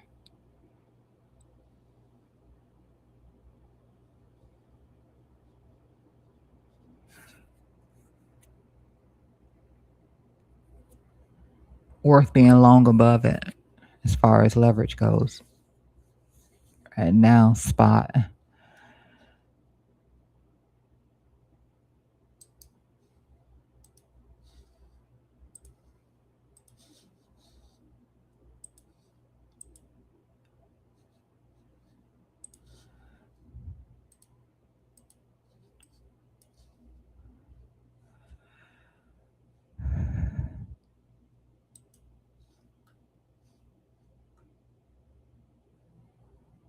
I don't really subscribe to too much more of the other stuff in here anymore.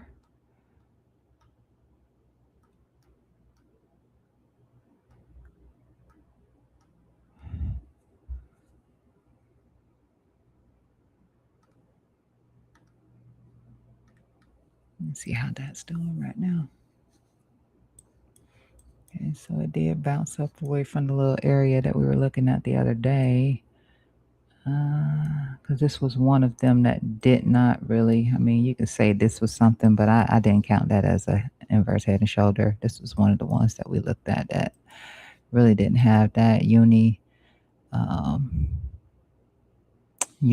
played out the measured move in here from its, oh, what was I looking at over here on Uni? And then why do I have this here? Oh, just in case we came down through here. I guess that's what that was for. It's just sitting in here by itself. Nothing's touching it. So let me get rid of it. I don't know why. This was the broadening formation measured move that we were looking at in here for Uni.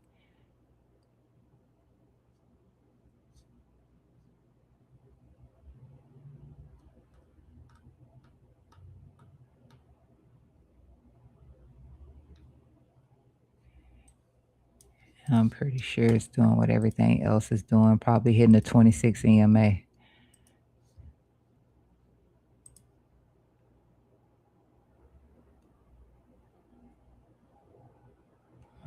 did a little bit better. It did a little bit better. Nothing's ready for a real reversal. You can already tell that. Like nothing really is ready for a true reverse. That, hold on, what is that? Okay.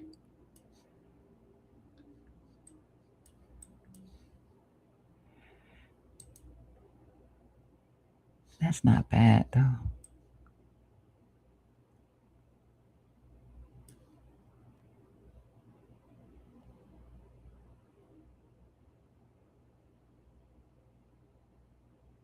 And hopefully all this chop that we're seeing on every altcoin manages to hold as support. We need that. We need for this chop through here to do a job.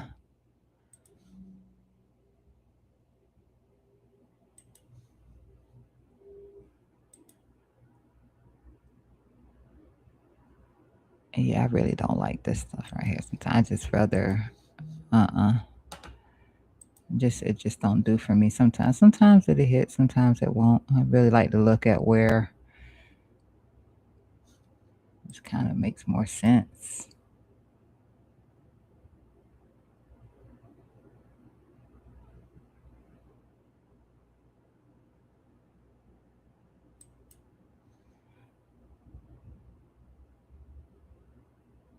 These lows just make more sense to me.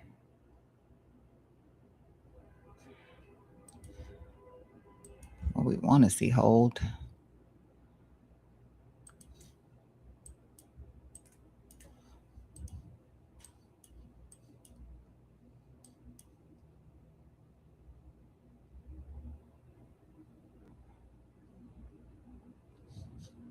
And no market structure change over here. My mouth is getting dry and I am starting to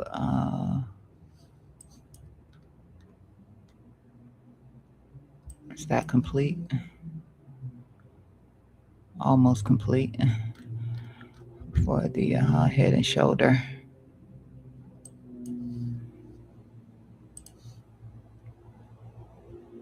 Just take that into account.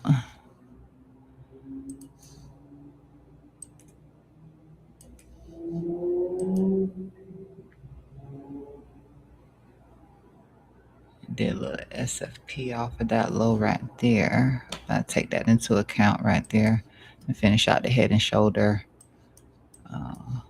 measure move.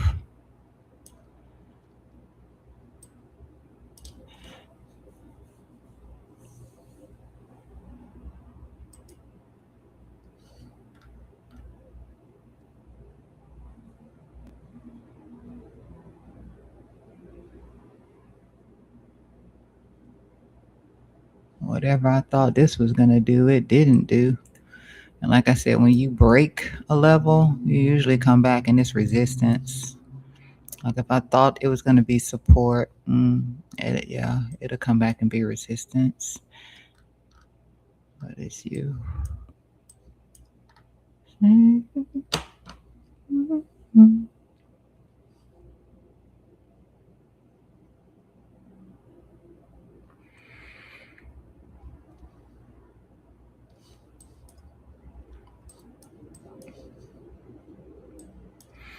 And Dash, we knew it was looking. I mean, we knew.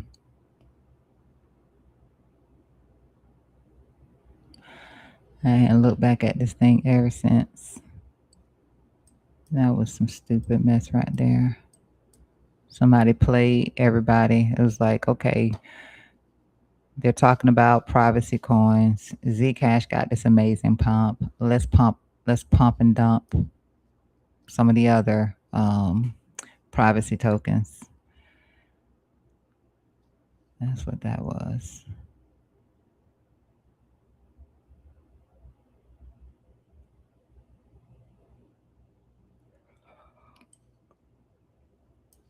That's terrible. That's absolutely terrible.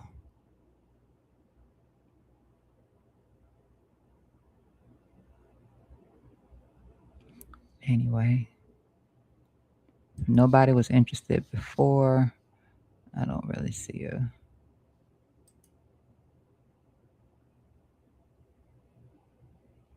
reason to really care about it right now. I like seeing that.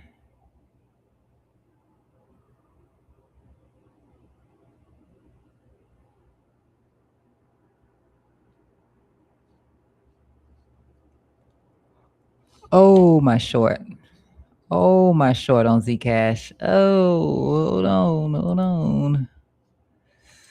Oh, the short on Zcash. That's all I was looking for. I should take that money and run. Chop, chop, chop, chop, chop, chop, chop, chop.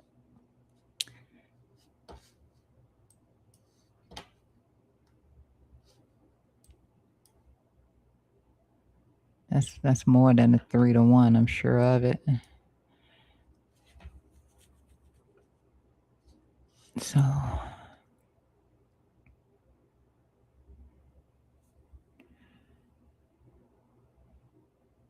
really not that much though. I'm gonna go ahead and close it out.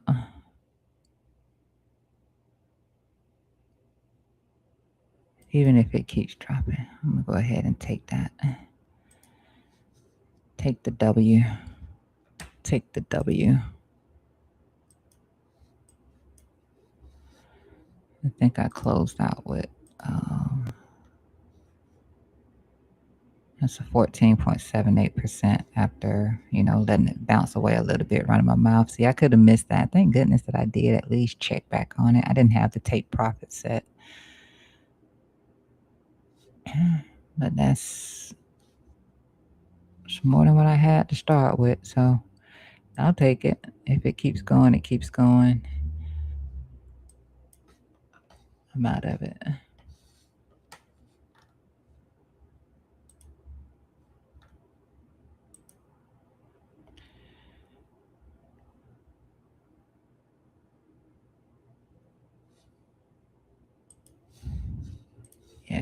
I'm out of it. Just to say I'm out of it. So it's no longer a loser. It's no longer a loser. It gave something.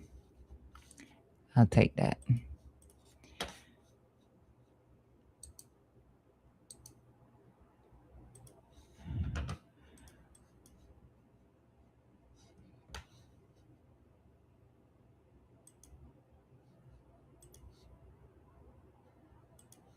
I think the rest of the market follows suit. I mean, when I say the rest of the market, because some stuff people see is already doing that, but I think so. ETH and BTC both see a little bit. Solana maybe not as bad. It did come back inside the range over here from where our triangle was sitting at. So it did manage to make its way back inside of here, which is cool because we were looking at, let's see, let me see. I don't know why I'm just going to push out so I can see a little bit here. This still a great interest area right here. It's still good. By the time it does that, maybe this will have moved up a little bit more, which is about 20 minutes. I don't think we had any data this morning. I know we had some stuff yesterday, but I don't really think we had anything. Where you at? Where you at? Let's see what we have on the calendar today. It's Friday. No, it's Thursday. It's Thursday. We have unemployment claims today. Oh, that happened. We had unemployment claims at 8:30. My bad. We had unemployment claims at 8:30, which it's positive. It's positive. Yep. It's positive. So that data came out good. Less than expected. Expecting 219. Came out 191. So that's good.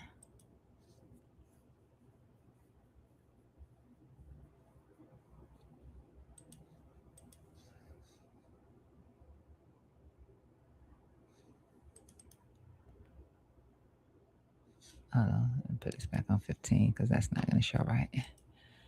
Yeah, we did say potential back test. Did say potential back test here. So, yeah, I was thinking like when that back test happened, though, it wouldn't have broken here and just tapped into this. But it did. But that's still good so far. Still not managing to get above 50 at the moment in here at this little end tail over here. Still not managing to get above 50. MACD below 0. While positive, posturing still below 0 at the moment. So want to see that change.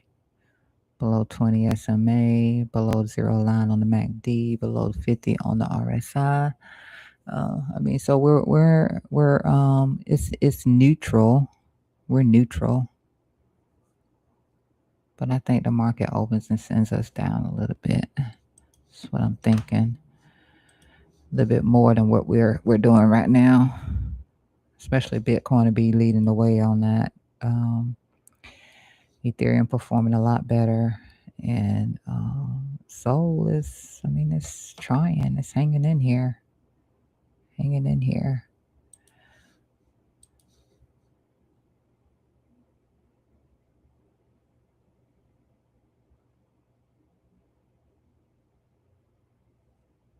So I moved this, remember. I think we might have had it, or I may have had it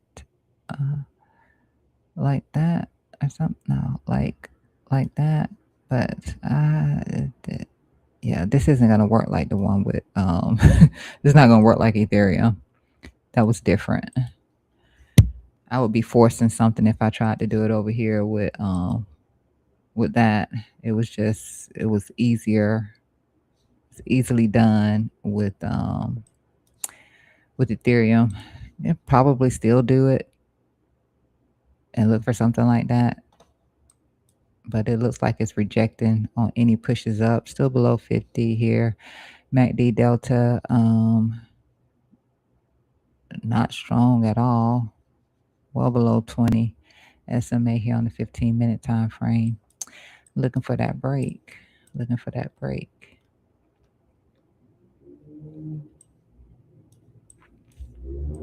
And we shared.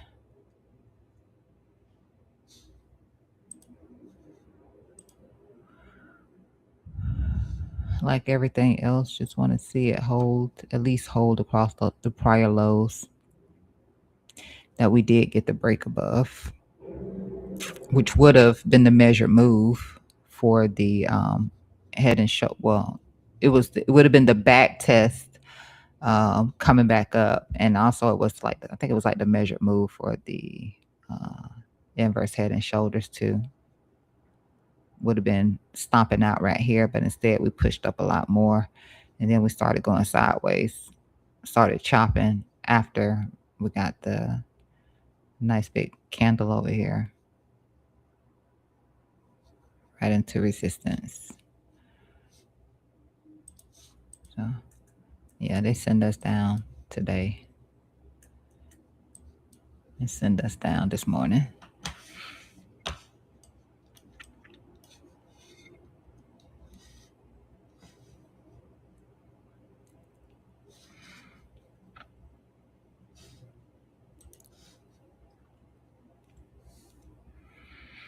I think Zcash is going to keep going. I see it expanding now.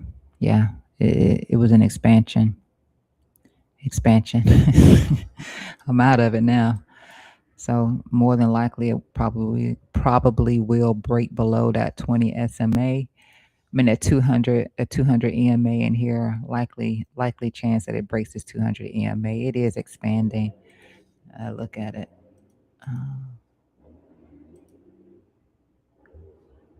Yeah, that turned up. That turned down. It is expanding. So too soon. Too soon.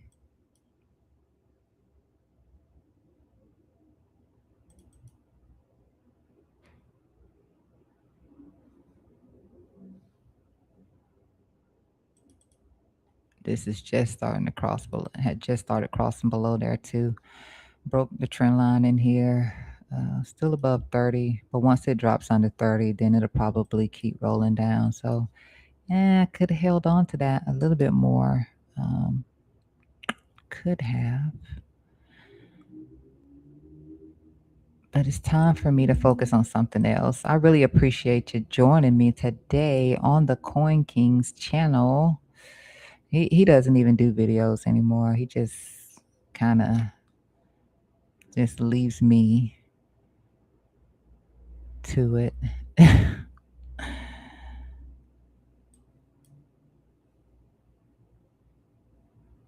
Just leaves me in here by myself.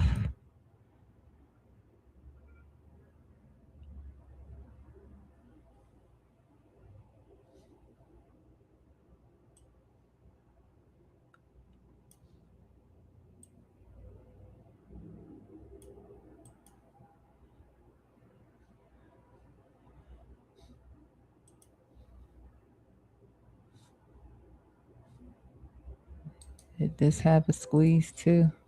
I mean, we knew it had a squeeze. What am I talking about? Did this have a squeeze too? That's what we said. We said we were squeezing in here. We were had decrease in volatility. It wasn't looking as much like a squeeze though. It just low volatility. Wasn't looking so much like a squeeze. I guess you can say it was. Just I don't know. I don't know. I guess when I don't see the top side rise up, it's different. Cause I'm looking for when a squeeze breakout happens, you usually looking for something like that to happen with the Bollinger. For them to go in two separate directions. That's when you have a powerful have a powerful squeeze. Otherwise, this is just some sort of a correction at best. At best, just a correction. Because it's not expanding. It's not, doesn't have an open mouth like that. Not right now. That could change if acceleration starts to pick up heavy in here, then that can change. But no V shape right there, like no V shape. And I would want to see how this turned down, like that's an expansion. You see a V shape. That's what happens. Not this right here. Not where the top is barely moving. It's kind of flat. Just corrective, if you ask me.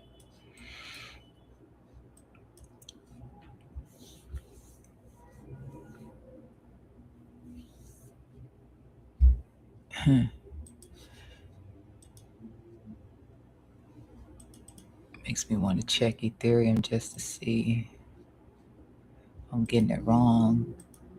Getting it wrong. No, it's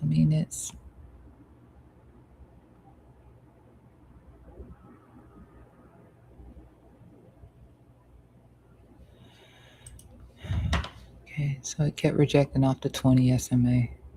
I did see that down here. You can see it right here. Rejection at the 20 SMA. But I don't think I had this open for a little bit. And I most certainly didn't have this on. But it's not bad. It just looks corrective. That's it. It just looks corrective. Again, it's not this would have did it. Yeah, it's not this. It's not once I turned out like that.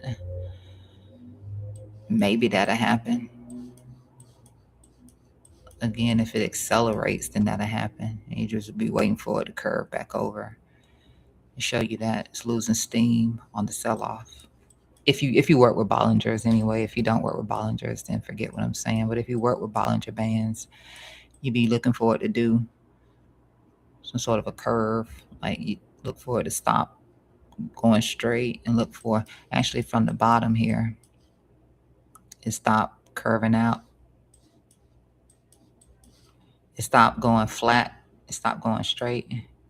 It stopped doing that. It stopped doing that and it curved. That's usually where the whatever's happening starts to cool off. Like the rush to the upside starts to cool off. Doesn't mean that it's a reversal. Necessarily doesn't mean that, but it just means whatever's happening in here is cooling off. And you'll see it from the opposite end first before you see it from the top. You'll see it from the opposite end, which is why I'm not really thinking too much about this right now, because it's not doing anything like that right now. So the minute this stopped going straight across, I just say yeah, that's perfect. That's perfect. It's really hard to tell, which is why I do this on my chart. You'll see me do these lines like this, and then you'll see the Bollingers not line up with it. I don't know if I got a good example. Daily.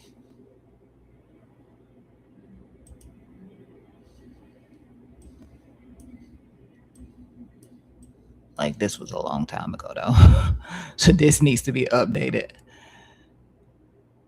So back over here, I would have been able to tell that, this wasn't doing the same thing anymore. Yeah, this is terrible. Oof, I have not. I gotta update this. Looks like I might have. Yeah, I gotta update this. I can catch it moving like that by dropping the straight lines in here. But anyway, so beautiful.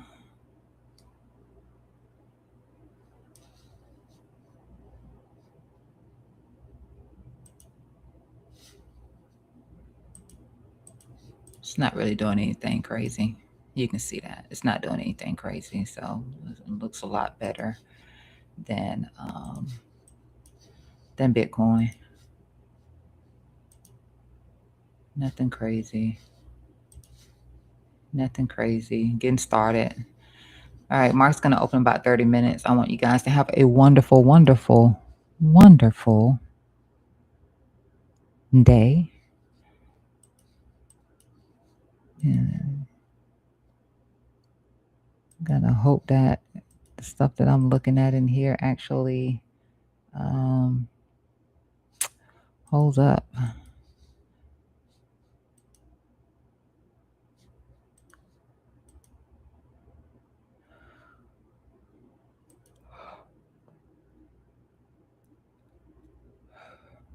Oh, that's a little head and shoulders too. I didn't even pay attention to that.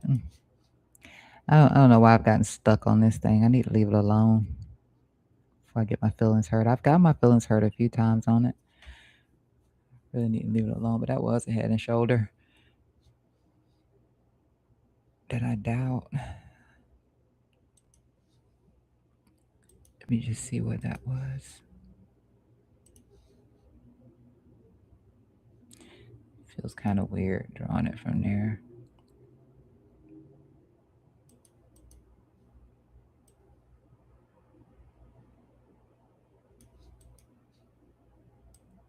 Make sure I got that right. Yeah, looking at not exactly, but good enough. Good enough. Good enough. Was a little head and shoulder.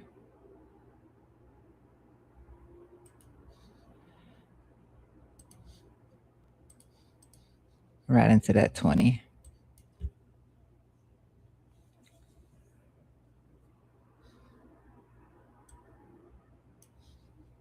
Let's see the error of my ways. There was no good way of doing that. It's just having to do it. All right.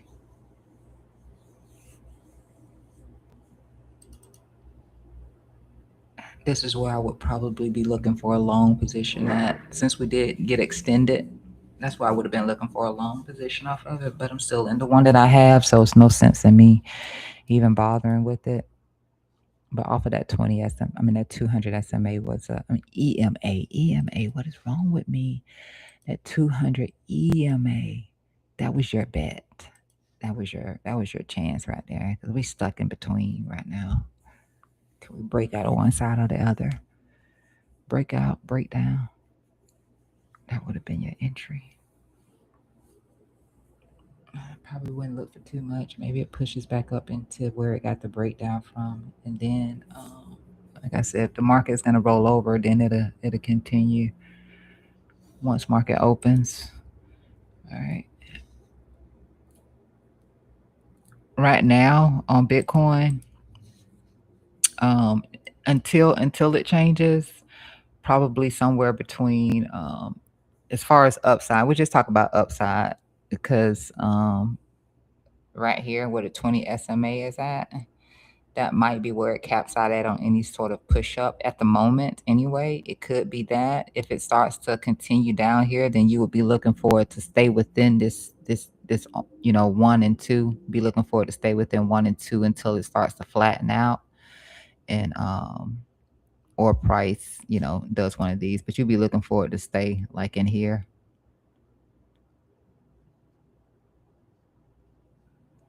Just stay in there until it finally breaks above, or closes here. But then that would be your next resistance, your 20 SMA. And right now, it's in weakness. It's at 37. It's in weakness right now.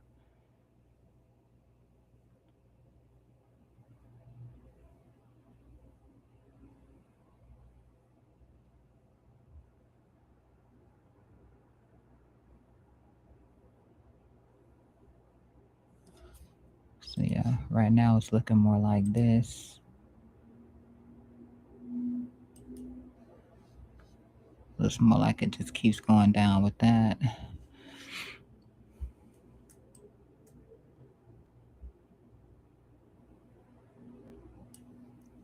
Looks like it does that, and then finally it'll break out or something. Probably won't even come down too far, just what we were looking at before. But I've got to go.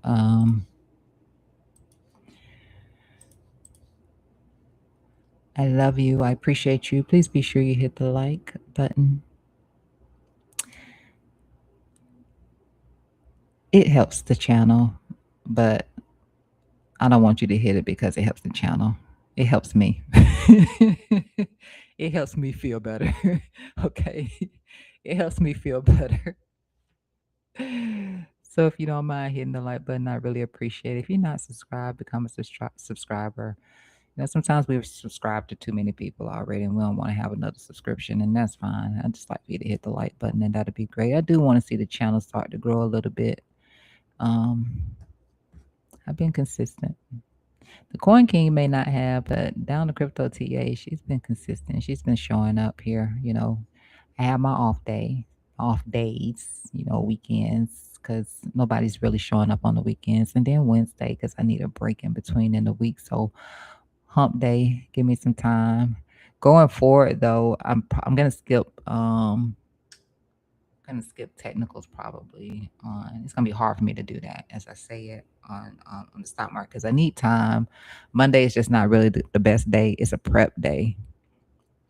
Monday is a prep day to get take all the notes for Tuesday, and I can understand why most of the money doesn't return until Tuesday in the stock market too. For that very reason, like Monday is just not the day. Like it's a day. It's just not the best day. You're really trying to see what market's gonna do. Prepping, prepping on Monday for Tuesday.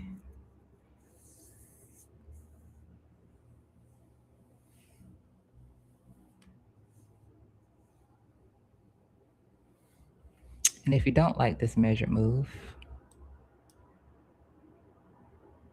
which did line up pretty good with what we're looking at over on the other time frame, if you don't like this measured move, just take one from the center. This is from the dead end. I usually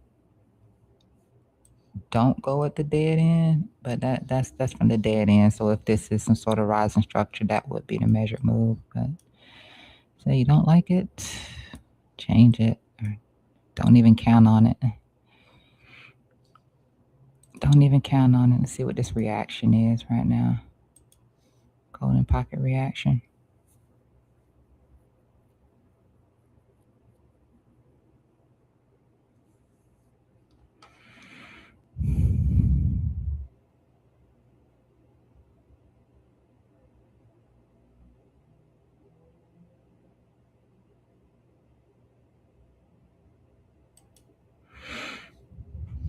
Which could be something like coming back to here or coming back up into here and then rejecting.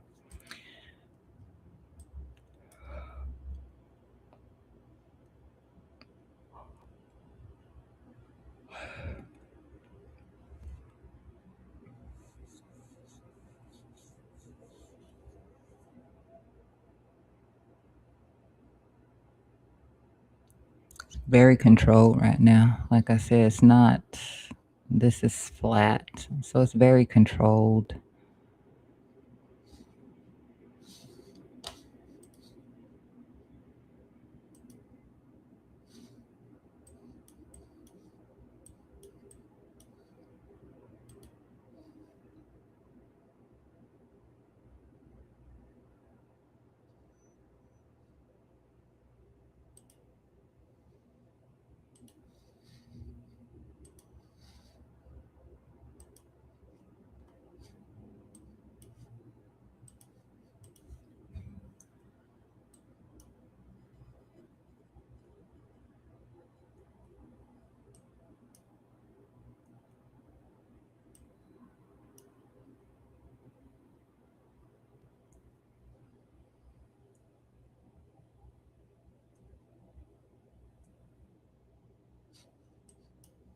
Okay.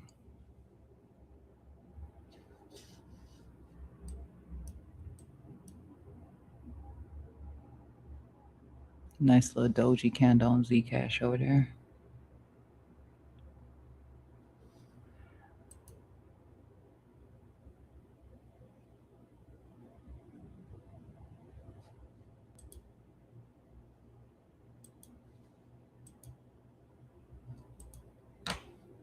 All right.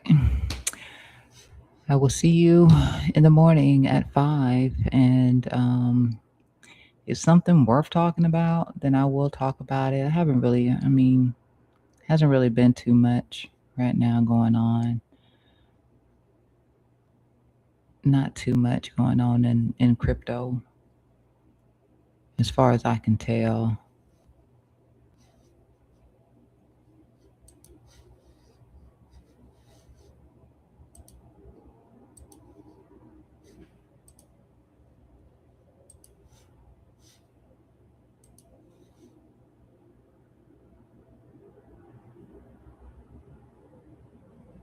Nah, not as far as I can tell. It hasn't really been too much. If it is something, it's some meme coin or some new token that's probably doing an airdrop. I got a ton of tokens locked up right now, and it just hasn't been the best plays right now in the crypto space. It hasn't. You just really gambling, taking a lot of risk on some of this new stuff that's coming out. It's got these sharp moves on it. It never ends well. It never ends well. Starts out good, but it never ends well.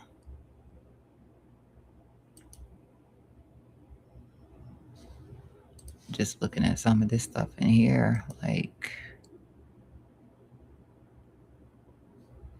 how are you still around? I don't know. I don't know. Ultima, Bard. What is some of this? Merle, pimping,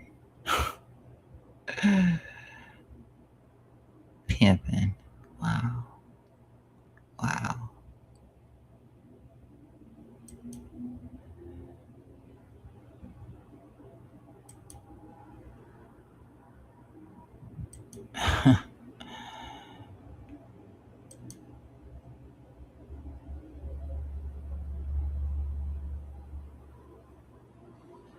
I don't know.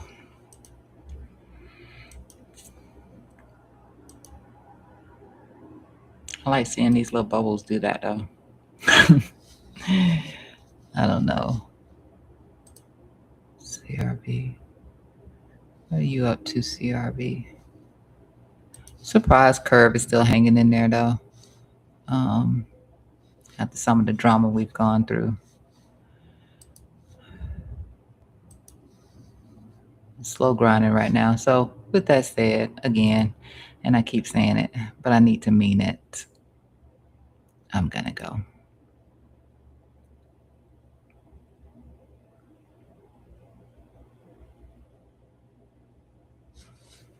I'm gonna go, and I hope you guys have a wonderful day. Again, if something comes up that's worth talking about, I'll talk about it. Be it in crypto or whether it be something in the stock market. Typically, right around now, it's something more like in the stock market.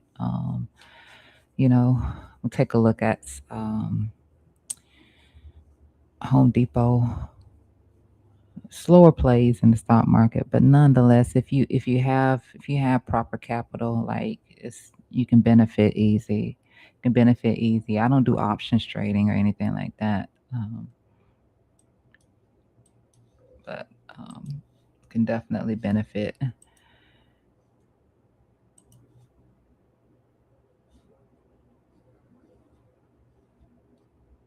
from a lot of this stuff in here. A lot of the plays in the stock market. All right. So I will see you in the morning at 5.